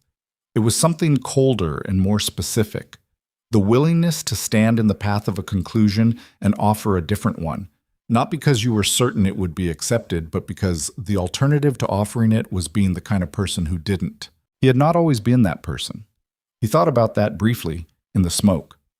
Then Evelyn was behind him. "I told you to stay outside," he said. "You did," she agreed, with the tone of someone acknowledging a statement whose relevance she had assessed and set aside. He turned. She was looking past him at the parlor, at Margaret Finch being helped to stand by a constable, at the lamp on the sill, at the window open to the courtyard. She was reading the scene with the analytical speed of someone who had spent 18 years learning to read rooms for what they contained rather than what they presented. "She almost ran," Evelyn said. "Almost." "You stopped her." She stopped herself. He said it because it was accurate, and because the distinction mattered in ways that would take longer than this corridor to explain. "I just gave her something to stop toward." Evelyn looked at him. In the smoke-dimmed light of the east wing corridor, with the sounds of the constables below, and the fire being beaten back by Pemberton's staff who had arrived with water, and the grim efficiency of people who had managed crises in this building before, in all of that, she looked at Adrian Holloway, and he had the distinct and disorienting experience of being seen, not assessed, not evaluated for utility or social function or the particular value a Lord Holloway could provide to an Ashcroft. Seen. The way you see someone when the machinery of performance has been burned away and what's left is simply two people standing in the same wreckage. "We need to get you to a surgeon," she said. "Your ribs. They'll hold. That is not the medical assessment I was looking for. I'll find a surgeon when this building stops being on fire." Something crossed her face. It had the structure of relief and the specific coloring of something that had been waiting a long time to be that. Not happiness. Too early for happiness. Too much wreckage between them and anything that word could honestly describe.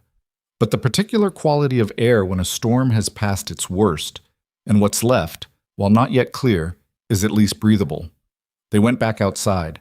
The next 2 hours had the quality of events that are too large to fully inhabit while they're happening, the kind that only become comprehensible later, in pieces, when memory has had time to organize what the moment couldn't. 300 guests evacuated from the main house as a precaution. The East Wing fire contained before it reached the library, which meant the Blackthorn records, the copy of Aldous Ashcroft's letter, the decades of estate documentation, survived. The document boxes from the lower chamber spread across the manor's dining room tables under lamplight, while Harwick and a second constable catalogued them with the focused attention of people who understood they were handling something that was going to occupy a significant portion of the next several years of their professional lives. Cedric Vale sat in the manor's front parlor with a constable at the door and gave his initial statement with the thorough, exhausted precision of a man emptying a room he had been locked inside for 18 years. He named names, dates, transaction numbers, the mechanism of the falsified land purchases, the construction of the dummy cellars, the specific meeting at which it had been agreed that Aldous Ashcroft's discovery could not be permitted to reach a solicitor. He said these things in the same even voice with which he had told Adrian to take Evelyn through the south alcove, which was the voice of a man who has located the only form of agency still available to him and is using it without remainder. Adrian stood at the window of the study, his father's study, his grandfather's study, the study of a man whose name nobody said aloud, and listened to the constable's pen moving across paper in the next room, and felt the cracked ribs and the stone dust still in his hair, and the full cumulative weight of the day pressed down on him with the honest gravity of something that is not asking for his management. He let it. He had learned this late and badly. The practice of not immediately converting grief or pain or disorientation into something that could be handled and filed. It was not a natural inclination. It was a chosen one, chosen in the specific way that things get chosen when the alternative has demonstrated its costs clearly enough. Eveline came in without knocking. She had been given a room and a change of clothes and presumably access to water because the stone dust was gone and the cut on her jaw had been cleaned. She was wearing a plain dark dress that belonged to someone on the staff, too large through the shoulders, the sleeves rolled twice, and she looked more herself in it than Adrian had ever seen her look in the formal presentation of their 4 previous social encounters. She sat in the chair across from the desk, not the edge of the chair, fully in it, the way a person sits when they have stopped performing for an audience. "Harwick says the Greysham executor has been contacted," she said. "They're sending someone by morning." "Good. The Finch family solicitor arrived 20 minutes ago. He was already here for the wedding." A beat. "He looks like a man who came to celebrate and got something else entirely." "They often do." She looked at him. "You should sit down." "I'm fine standing." "You're standing because sitting requires trusting your ribs, and you don't want to do that in front of anyone." He looked at her. She held the look without apology. He sat down. The pain rearranged itself when he did. Not better, but different. The specific redistribution of something that was going to be a problem for several weeks, regardless of what position he adopted. He put both hands on the desk and breathed through it, which was all that was available.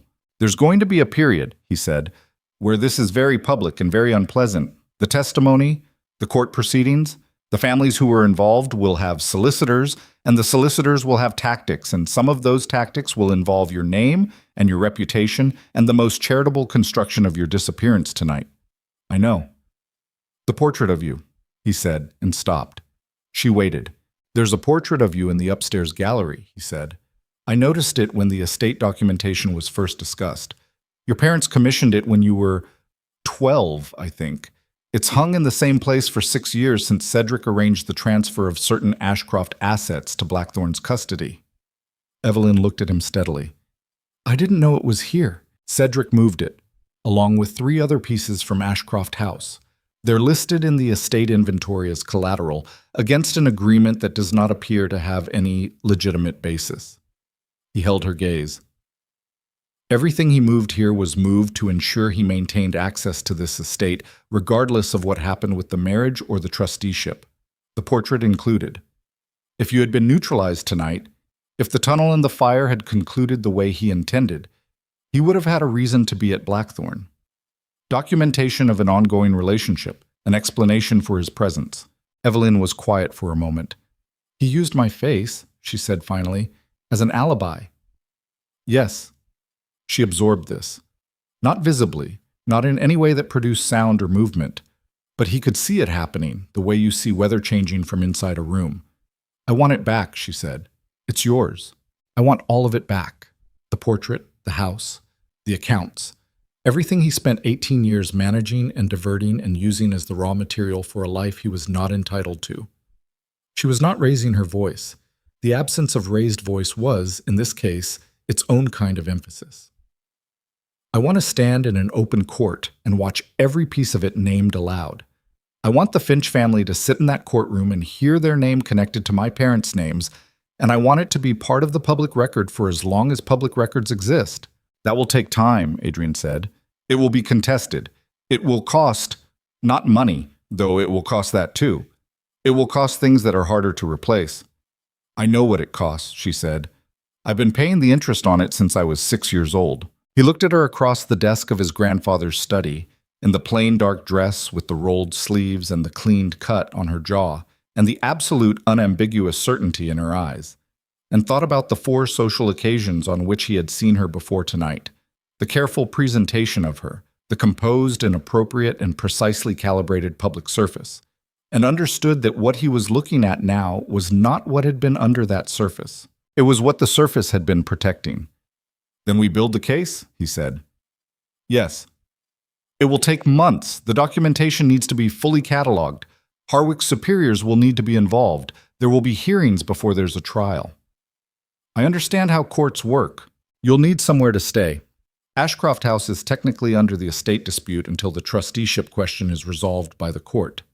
He said the next thing the way he said most things that mattered, flatly, without ornamentation, because decoration had always seemed to him a way of obscuring rather than communicating what was actually meant. Blackthorn has more rooms than it needs. Pemberton runs an orderly house. You would have full use of the library. Evelyn looked at him. You're offering me your house, she said. I'm offering you a base of operations for a legal proceeding that is going to require sustained presence and access to documentation. A beat. The library is extensive. Something happened in her face. Not the smile that would have been the wrong register entirely. Something quieter and more durable.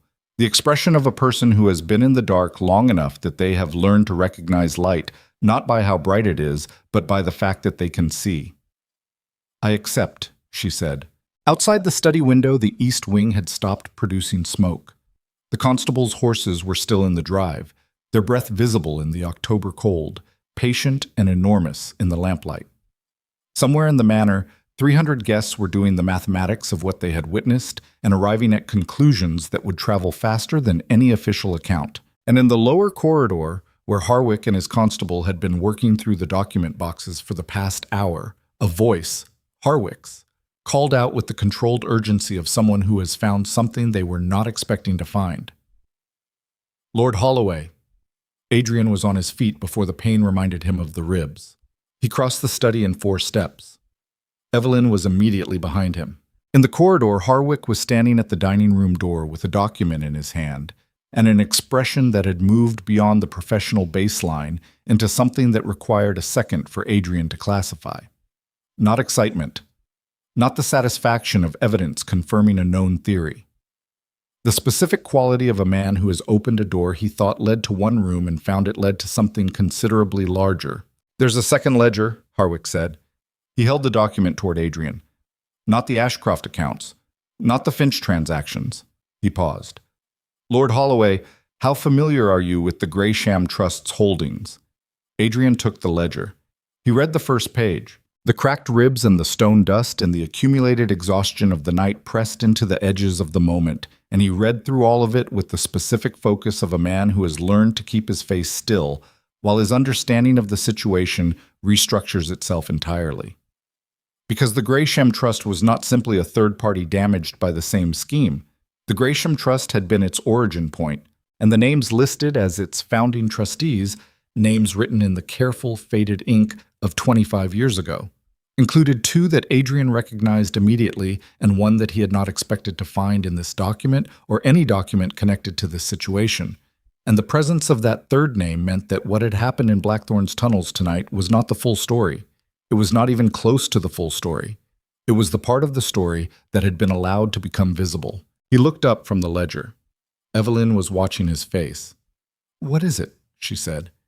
He looked at the name on the page, then at her. "How much?" he said carefully. "Do you know about the man who introduced your father to Cedric Vale?" The corridor went very quiet. Evelyn's face did something he had never seen it do before. Not in 4 social occasions, not in a tunnel, not in a garden, not in this study. It went the specific blank of a person who has just heard a question whose existence means the ground beneath everything they think they've understood tonight is not ground at all. "He died," she said. "When I was 3. Before my parents," she stopped. "His name was in my father's papers. He was the one who originally structured the estate trusteeship.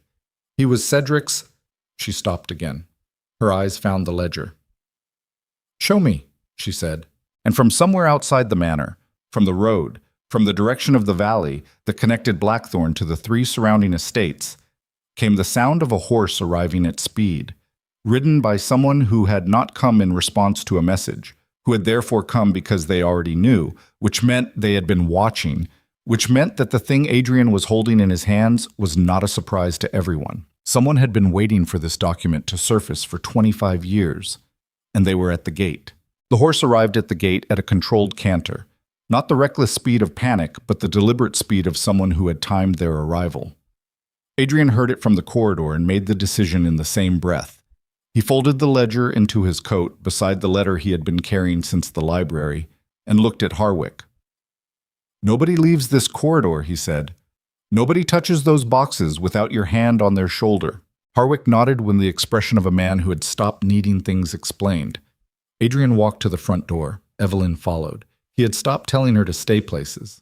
The man at the gate was perhaps 70, dressed for travel rather than for the evening, his coat plain and his horse a working animal rather than a social one. He dismounted without assistance and walked toward the manor entrance with the unhurried directness of someone who had made this approach in his mind many times before making it in body. White-haired, lean, with the kind of face that has been weathered not by weather, but by the specific climate of sustained knowledge. The face of a man who has been holding something for a very long time and has arrived at the point where the holding is finished. He stopped at the bottom of the entrance steps when he saw Adrian. His eyes moved to Evelyn. He looked at her for a moment with an expression that was not surprise, could not be surprise, because surprise requires the event to be unexpected, and whatever this man had been doing for the past 25 years, it was not failing to anticipate this night. "Lord Holloway," he said. His voice was the voice of an old man who had been, at some earlier point, a very particular kind of young one. Careful. Layered. The voice of someone who selects each word the way a careful man selects his footing on uncertain ground. "My name is Edmund Harcourt." The name landed in the cold air between them and did its work. Harcourt. The solicitor to whom Aldous Ashcroft had sent his letter 25 years ago. The third recipient. The man who had never appeared anywhere in the story. Not in the documentation, not in the constable's initial inquiries, not in anything Cedric Vale had said in his initial testimony. The man who had presumably kept the copy of the letter that ended up in Blackthorn's library. "You're alive," Adrian said. "Persistently," Harcourt said. "I've been living under a different name in Gloucester for 22 years. When I received word 3 days ago that Evelyn Ashcroft was to marry and that Cedric Vale had requested rooms at Blackthorn, He paused. I was on the road within the hour. 3 days ago, Evelyn said. Who sent you word? A young woman named Doris, Harcourt said. Your maid sent a letter to an address she found in your father's papers. Papers you apparently shared with her some weeks ago. He looked at Evelyn steadily. She said you had found the documentation, and she was afraid for you. She did not know who I was. She simply sent the letter because the address was there and she had run out of other options. Evelyn stood on the steps of Blackthorn Manor in the plain dark dress with the rolled sleeves and looked at Edmund Harcourt and did not speak for a long moment. Somewhere behind them in the manor, a door closed. The constable's horses shifted in the cold. The east wing had stopped smoking, but the smell of it still lived in the air. The specific smell of old stone and old wood having absorbed something that would take years to fully leave. My father trusted you, she said. Your father was the best man I knew, Harcourt said, and for the first time his voice lost its careful layering and became simply the voice of an old man saying a true thing. I ran because I was afraid. I have spent 22 years in Gloucester being afraid and building a practice under a different name and telling myself that survival was the only reasonable response to the situation. He held her gaze. I have been wrong about that for 22 years. I am here now because I am done being wrong about it. Evelyn looked at him. The look she gave him was not forgiveness. It was too early, and the night was too raw, and forgiveness is not a thing that happens at the bottom of entrance steps in the cold. But it was something adjacent to it, something that occupies the space. Forgiveness will eventually fill when the person doing the forgiving has had enough time and enough sleep and enough distance to understand that everyone who failed them did so inside their own limitation and not because they were the center of someone else's moral failure. Come inside, she said. Harwick needs to hear everything you know. Harcourt came inside. What followed in the dining room of Blackthorn Manor over the next 3 hours was the systematic dismantling of a structure that had been 25 years in the making. Harcourt's testimony was the key that the document boxes had been waiting for. The human architecture behind the paper one, the memory of conversations and instructions, and the specific moment at which Aldous Ashcroft had understood what he had found, and what it meant, and who among his trusted circle was implicated. The name in the ledger, the third trustee, the founding name that had made Adrian go still in the corridor, was a man named Whitmore. Gerald Whitmore. He had died 11 years ago, which was why his name had felt safe to leave in the founding documents rather than removing it. He had been the origin point of the scheme, the architect of the mechanism before Cedric or Margaret were fully inside it, and his death had not ended the mechanism, but had transferred its management to the two people who remained. His death had also, Harcourt explained with the even voice of a man reading from a document he had memorized over decades, not been entirely natural. Adrian listened to all of it. He sat at the head of the dining room table with the ledger open in front of him, and the letter still in his coat, and his ribs making their ongoing editorial comment on the evening, and he listened to the full architecture of 25 years of concealment being spoken aloud in a room full of lamplight and the smell of smoke, and he understood something that he had not quite understood before. Not about the case, but about the nature of what he was sitting inside. Every person in this story had made a choice under pressure. Harcourt had chosen survival over testimony. Cedric had chosen inheritance over conscience. Margaret had chosen preservation over everything. Aldous Ashcroft had chosen truth over safety and had been killed for it. And Evelyn had spent 18 years in a house built on that killing, learning to be careful and watchful and self-sufficient in the specific way that children learn those things when the adults around them cannot be fully trusted. None of these choices had been made by people who considered themselves villains. They had been made by people who believed, in the moment of choosing, that they were simply doing what the situation required. Survival as philosophy, necessity as morality. The ancient, persistent, entirely human tendency to build the most comfortable possible story around the worst possible decision. What Adrian found sitting in that room was not judgment. He was not positioned to judge.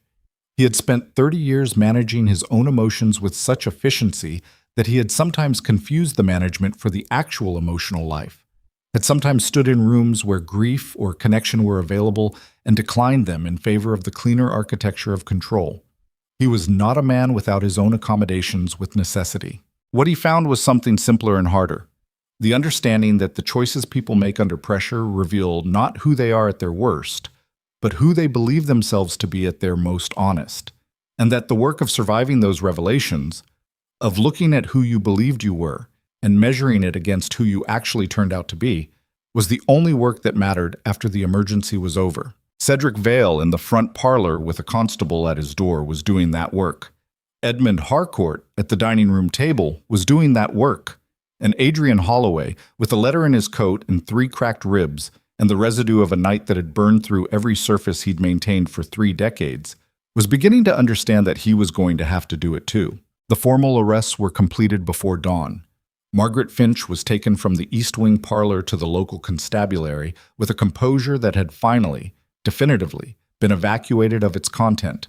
The composure of a woman who is doing it out of habit rather than intent, the way a machine continues its motion after the power source is removed. She did not speak to anyone. She looked straight ahead. She was going to have very good solicitors, and the proceedings were going to be long and expensive and contested. And at the end of them, she was going to spend several years in a place with no blue gowns and no lamps she could threaten people with. And that was the arithmetic of it. Cedric Vale left in a separate carriage. Before he got in, he stopped and looked back at the manor with the expression of a man taking inventory of something he is leaving permanently. His eyes found Evelyn, who was standing at the top of the entrance steps with her arms at her sides in the too large borrowed dress, watching him go. He looked at her for a long moment. "The portrait," he said. His voice was rough with smoke and the accumulated wear of the night. "In the upstairs gallery. I had it moved here 3 years ago because—" He stopped. "I wanted to see it. I told myself it was logistical, for the estate documentation.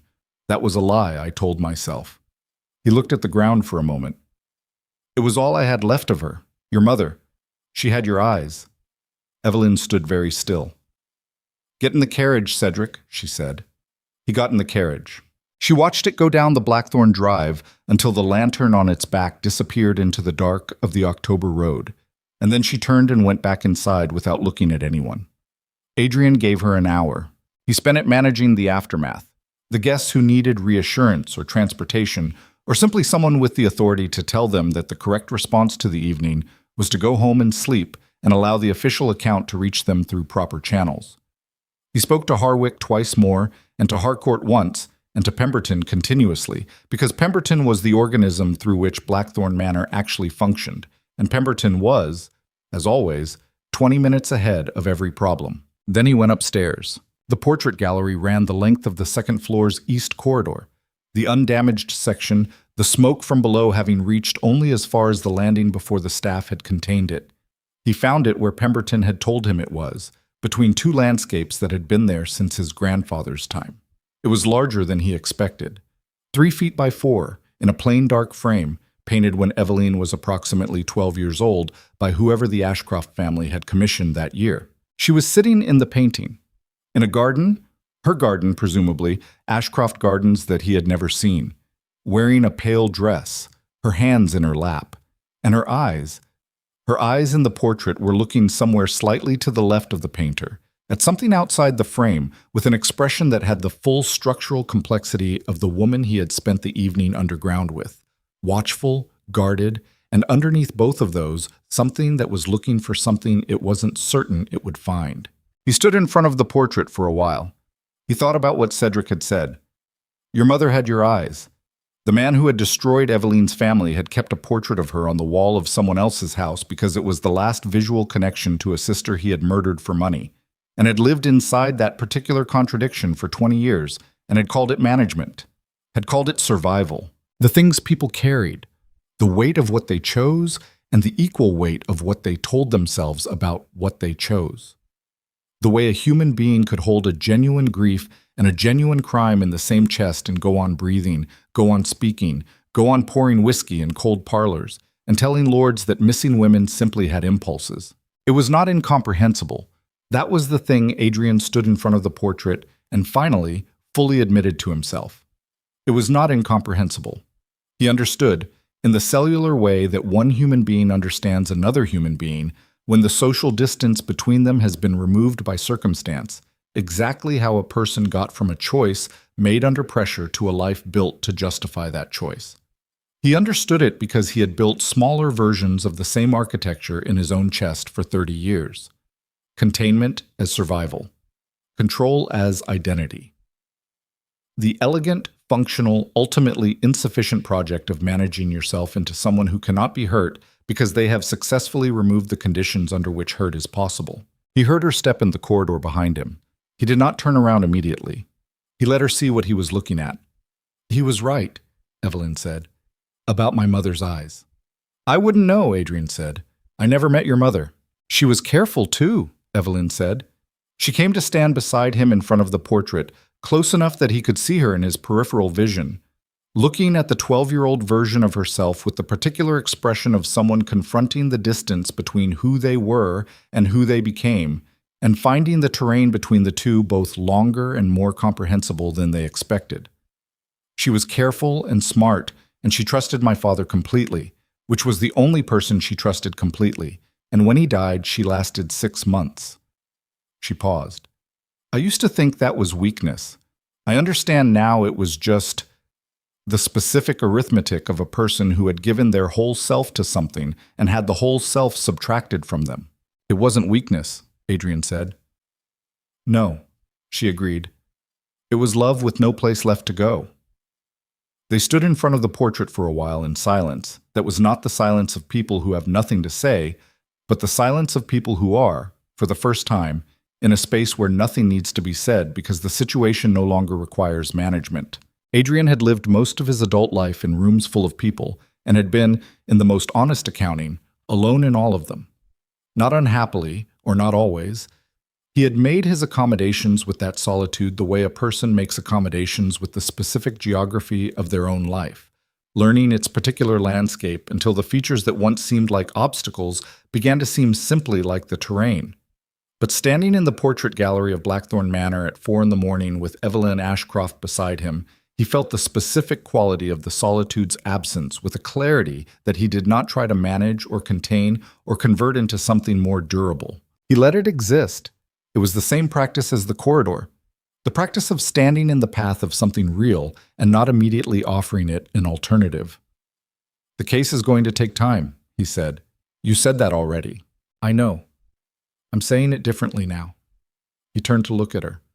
I'm saying it because I want you to understand that I am not proposing a continued proximity because it is logistically convenient or because there is a legal proceeding that requires it. I am proposing it because I spent this evening in a tunnel and a burning building and a room with a woman who was willing to burn the same building down, and the through line of all of it, the constant in everything I have done since 9 o'clock, was making sure you came out the other side. Evelyn looked at him. That's the least romantic declaration I've ever heard, she said. I know, I'm not practiced at this. You're practiced at everything else. Not this, he said. Not this specific thing. The thing where what you want and what you're doing are actually the same thing, and you don't have to maintain the distance between them. He held her gaze. I don't have a practiced version of that. Something shifted in her face. The last remaining tension of a woman who has been carefully managing the distance between herself and everything potentially dangerous for 18 years releasing, not all at once, but in the specific increment that corresponds to a decision being made. Then we'll both be unpracticed, she said. He reached out and touched her hand. Not a grasp, just a touch. The back of his fingers against the back of hers. The most minimal possible version of contact that is nonetheless completely unambiguous about its meaning. She turned her hand and held his. They stood in front of the portrait in the smoke-tinged air of the Blackthorn Gallery and held on with the quiet tenacity of two people who have been through something that left a mark. And outside, the October dawn was beginning to define the edges of the trees on the eastern horizon, and Blackthorn Manor was doing what old buildings do after the worst of it, settling, breathing, holding in its stone walls the residue of everything it had been asked to contain. In the weeks that followed, the formal proceedings moved with the bureaucratic thoroughness of a system handling something it understood to be significant. The document boxes were cataloged completely by a team of 4, working in the Blackthorn dining room with the sustained attention of people who knew they were assembling the evidentiary spine of multiple prosecutions. Harcourt's testimony was recorded over 3 separate sessions, growing more detailed with each. The memory of an old man who had spent 22 years organizing his recollections against the possibility of exactly this moment. The Greysham executor arrived and spent 4 days with Harwick and left with enough to begin the unraveling of the trust's falsified history from its origin point.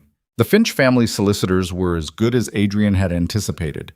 They contested the admissibility of 3 sets of documents, challenged the chain of custody on 2 others, and filed a motion to separate Margaret Finch's case from Cedric Vale's on the grounds that their involvement was structurally distinct. The motion was denied. The documents were admitted. The chain of custody held. Margaret Finch, through her solicitors, made no personal statements. She sat in the preliminary hearings with the residual composure of someone who has accepted the geography of their situation and is simply waiting for the landscape to stop moving. She looked older than she had in the ballroom. Everyone in these rooms looked older than they had in the ballroom. The ballroom seemed, in retrospect, like a place that had existed in a slightly different universe, one where the ground was still where you expected it to be when you put your foot down. Cedric Vale testified for 2 days. He was thorough, precise, and visibly diminished, not in the way of someone who has been broken, but in the way of someone who has been emptied. He named every transaction, every instruction, every conversation he could reconstruct. He did not omit himself from the account. He did not construct a version in which he was less than he was. This was noted by the court. It would be noted later in the sentencing. On the evening of the 2nd day of Cedric's testimony, Evelyn came back to Blackthorn and went directly to the library and sat in the chair by the window that had become, over the weeks of the proceedings, specifically hers, the chair with the best lamp angle and the clearest view of the garden, the chair that Pemberton had stopped offering to guests because it was understood without discussion to be occupied. Adrian came in an hour later and sat across from her. "He didn't look at me," she said, "either day. When he testified, he looked at the court officers, he looked at his hands. He didn't look at me once." "No," Adrian agreed. "I think that's the most honest thing he's ever done," she said. She was looking at the garden, at the yew hedge that marked the place in the lawn where the grate came up, the grate they had both crawled through 3 weeks ago in the smoke and the dark. "I think he couldn't look at me and say those things in the same breath. I think looking at me and telling the truth were mutually exclusive for him." She paused. "Which means he chose the truth." "It appears so." "I don't know what to do with that," she said. "You don't have to do anything with it tonight," he said. She looked at him. The lamp caught the angle of her face. The cut on her jaw had healed to a thin scar that she had stopped trying to hide with her hair. She had stopped hiding a number of things over the past 3 weeks, in the incremental way that happens when a person discovers that the things they were hiding were not protecting them, but simply maintaining a performance that nobody they currently valued was requiring of them. "I've been thinking about my father's letter," she said, the line about her knowing what to do with it when the time came. She held Adrian's gaze. "He wrote that about a 5-year-old. He had no idea what I would become. He had no idea what the time would look like or how long it would take to arrive. He just left that in the letter, that belief, as if it were a fact." She was quiet for a moment. "I keep thinking that's the most extraordinary kind of love, the kind that has no evidence and requires none." Adrian looked at her. He thought about his own father, who had been a man of considerable competence and minimal warmth, and who had bequeathed to his son a house and a methodology and a studied emotional distance that Adrian had spent 30 years refining into something he had mistaken for character. He thought about the difference between what was given to you and what you chose to build from it, the long, unglamorous, entirely necessary work of sorting out which parts of the inheritance were worth keeping and which parts were simply the furniture of someone else's accommodation with their own pain. He had done some of that work, not all of it.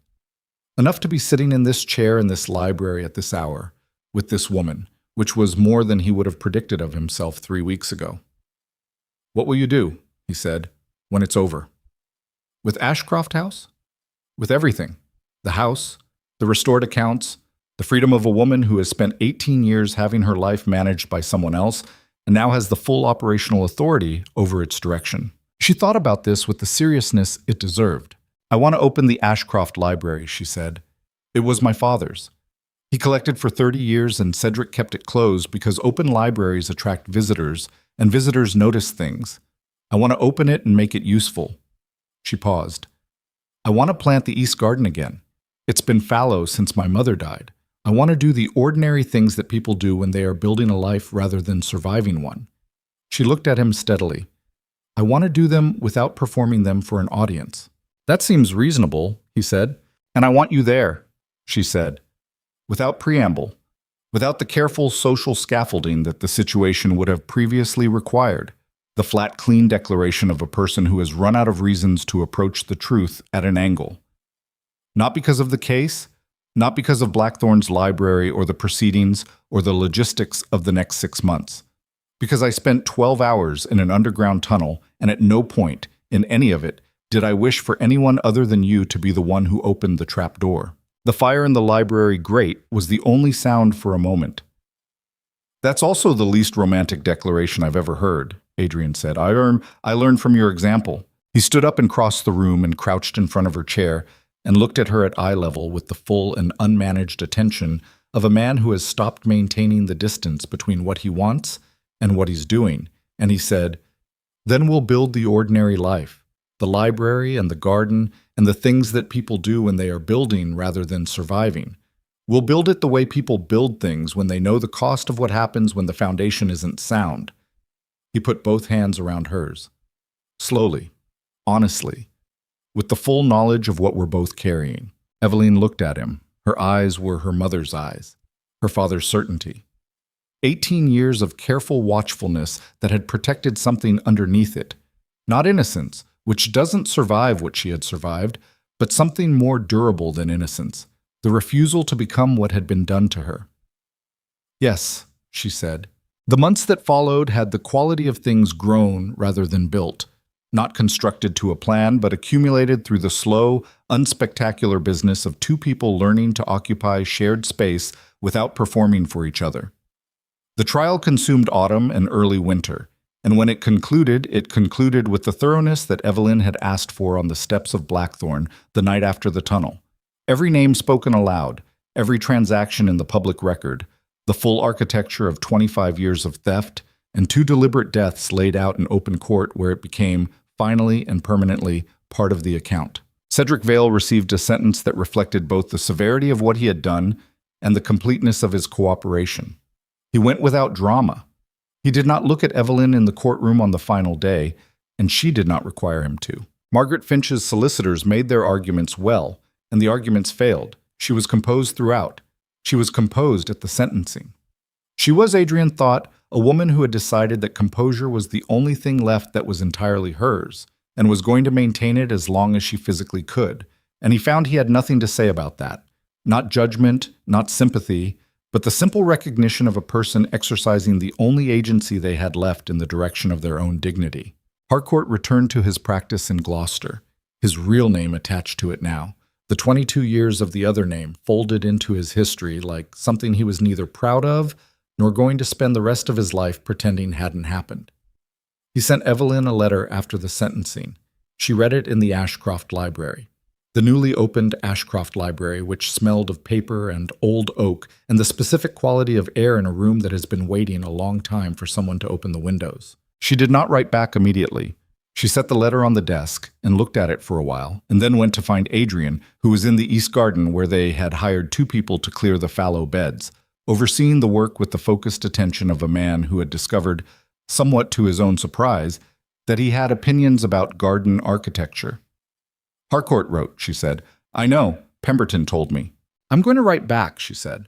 I'm going to tell him that what he did was wrong, and that it costs things that cannot be recovered, and that I understand why he did it, and that I'm not going to spend whatever time he has left making him answer for it every time we're in the same room. She looked at the cleared beds.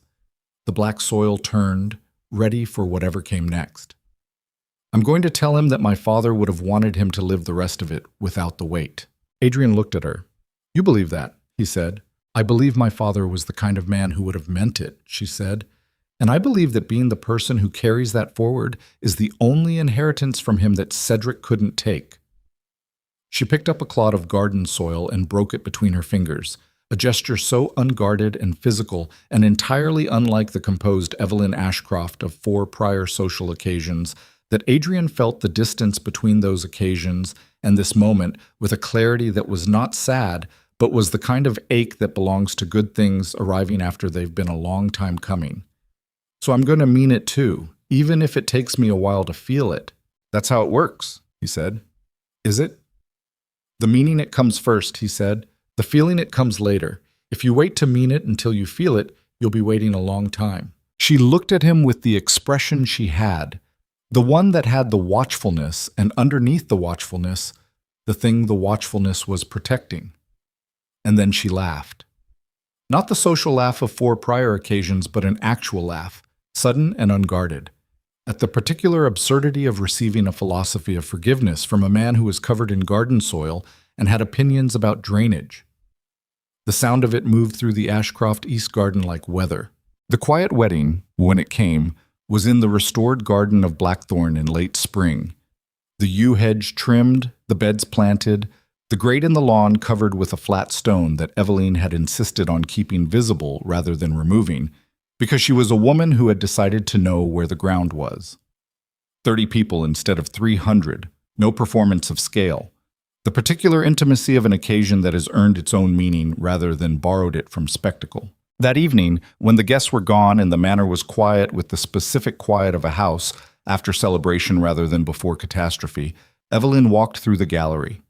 She stopped in front of the portrait, the 12-year-old looking somewhere left of the painter, at something outside the frame, the hands in the lap, the eyes that had belonged first to her mother and now to her, carrying across the years the particular quality of a gaze that is always looking for something it has not yet given up on finding. Adrian came to stand beside her. She stopped moving, Eveline said. He looked at the portrait, at the 12-year-old's steady gaze. Yes, he said. Doris said, before all of this, when the servants were whispering, she said it moved, that she'd find it in different rooms in the mornings. She looked at her 12-year-old face in the lamplight. I think I was looking for a way out. I think I'd been looking since the moment I found those papers and understood what they meant and had nowhere safe to put the knowing. She paused. And now I'm not looking anymore. I'm here. Adrian looked at the portrait for a long moment. Then he looked at her. There is a particular quality of stillness that belongs to people who have come through something genuinely difficult and arrived not at the place they started, but at a place they didn't know existed before the difficulty made it visible. Not peace in the simple sense, not the absence of weight, because the weight doesn't disappear. It simply becomes load-bearing in a different way, becomes part of the structure rather than a thing pressing from outside. The stillness of a person who knows what the ground cost and has decided to stand on it anyway. Eveline Ashcroft stood in the portrait gallery of Blackthorn Manor on the night of her wedding and looked at the 12-year-old she had been, the careful, watchful, searching child looking for something outside the frame. And the 12-year-old looked back, and in the soft lamplight, at an angle that was probably just the candle and the old paint doing what old paint does in warmth, the portrait's expression was different than it had been that morning. It was still. It was, if you looked at it the way you look at things when you have stopped needing them to be other than what they are. Something that had the shape of a face that had found what it was looking for and was no longer looking. Adrian put his arm around Eveline's shoulders. She leaned into it. Outside, Blackthorn Manor's garden held the last of the spring evening in its cleared beds and open soil, and the yew hedge stood where it had always stood, and the flat stone in the lawn marked the place where the underground passage had been sealed and mortared shut the previous winter, and the night was quiet in the way that nights are quiet when they contain nothing that needs to be survived. Just 2 people, a portrait, a house that had held the worst of what one family could do to another, and was learning, slowly, in the way that old stones learn things, by holding them long enough, what it meant to be a place where something was built rather than buried. The candle burned, the portrait stayed where it was, and this time it did not move again. The end.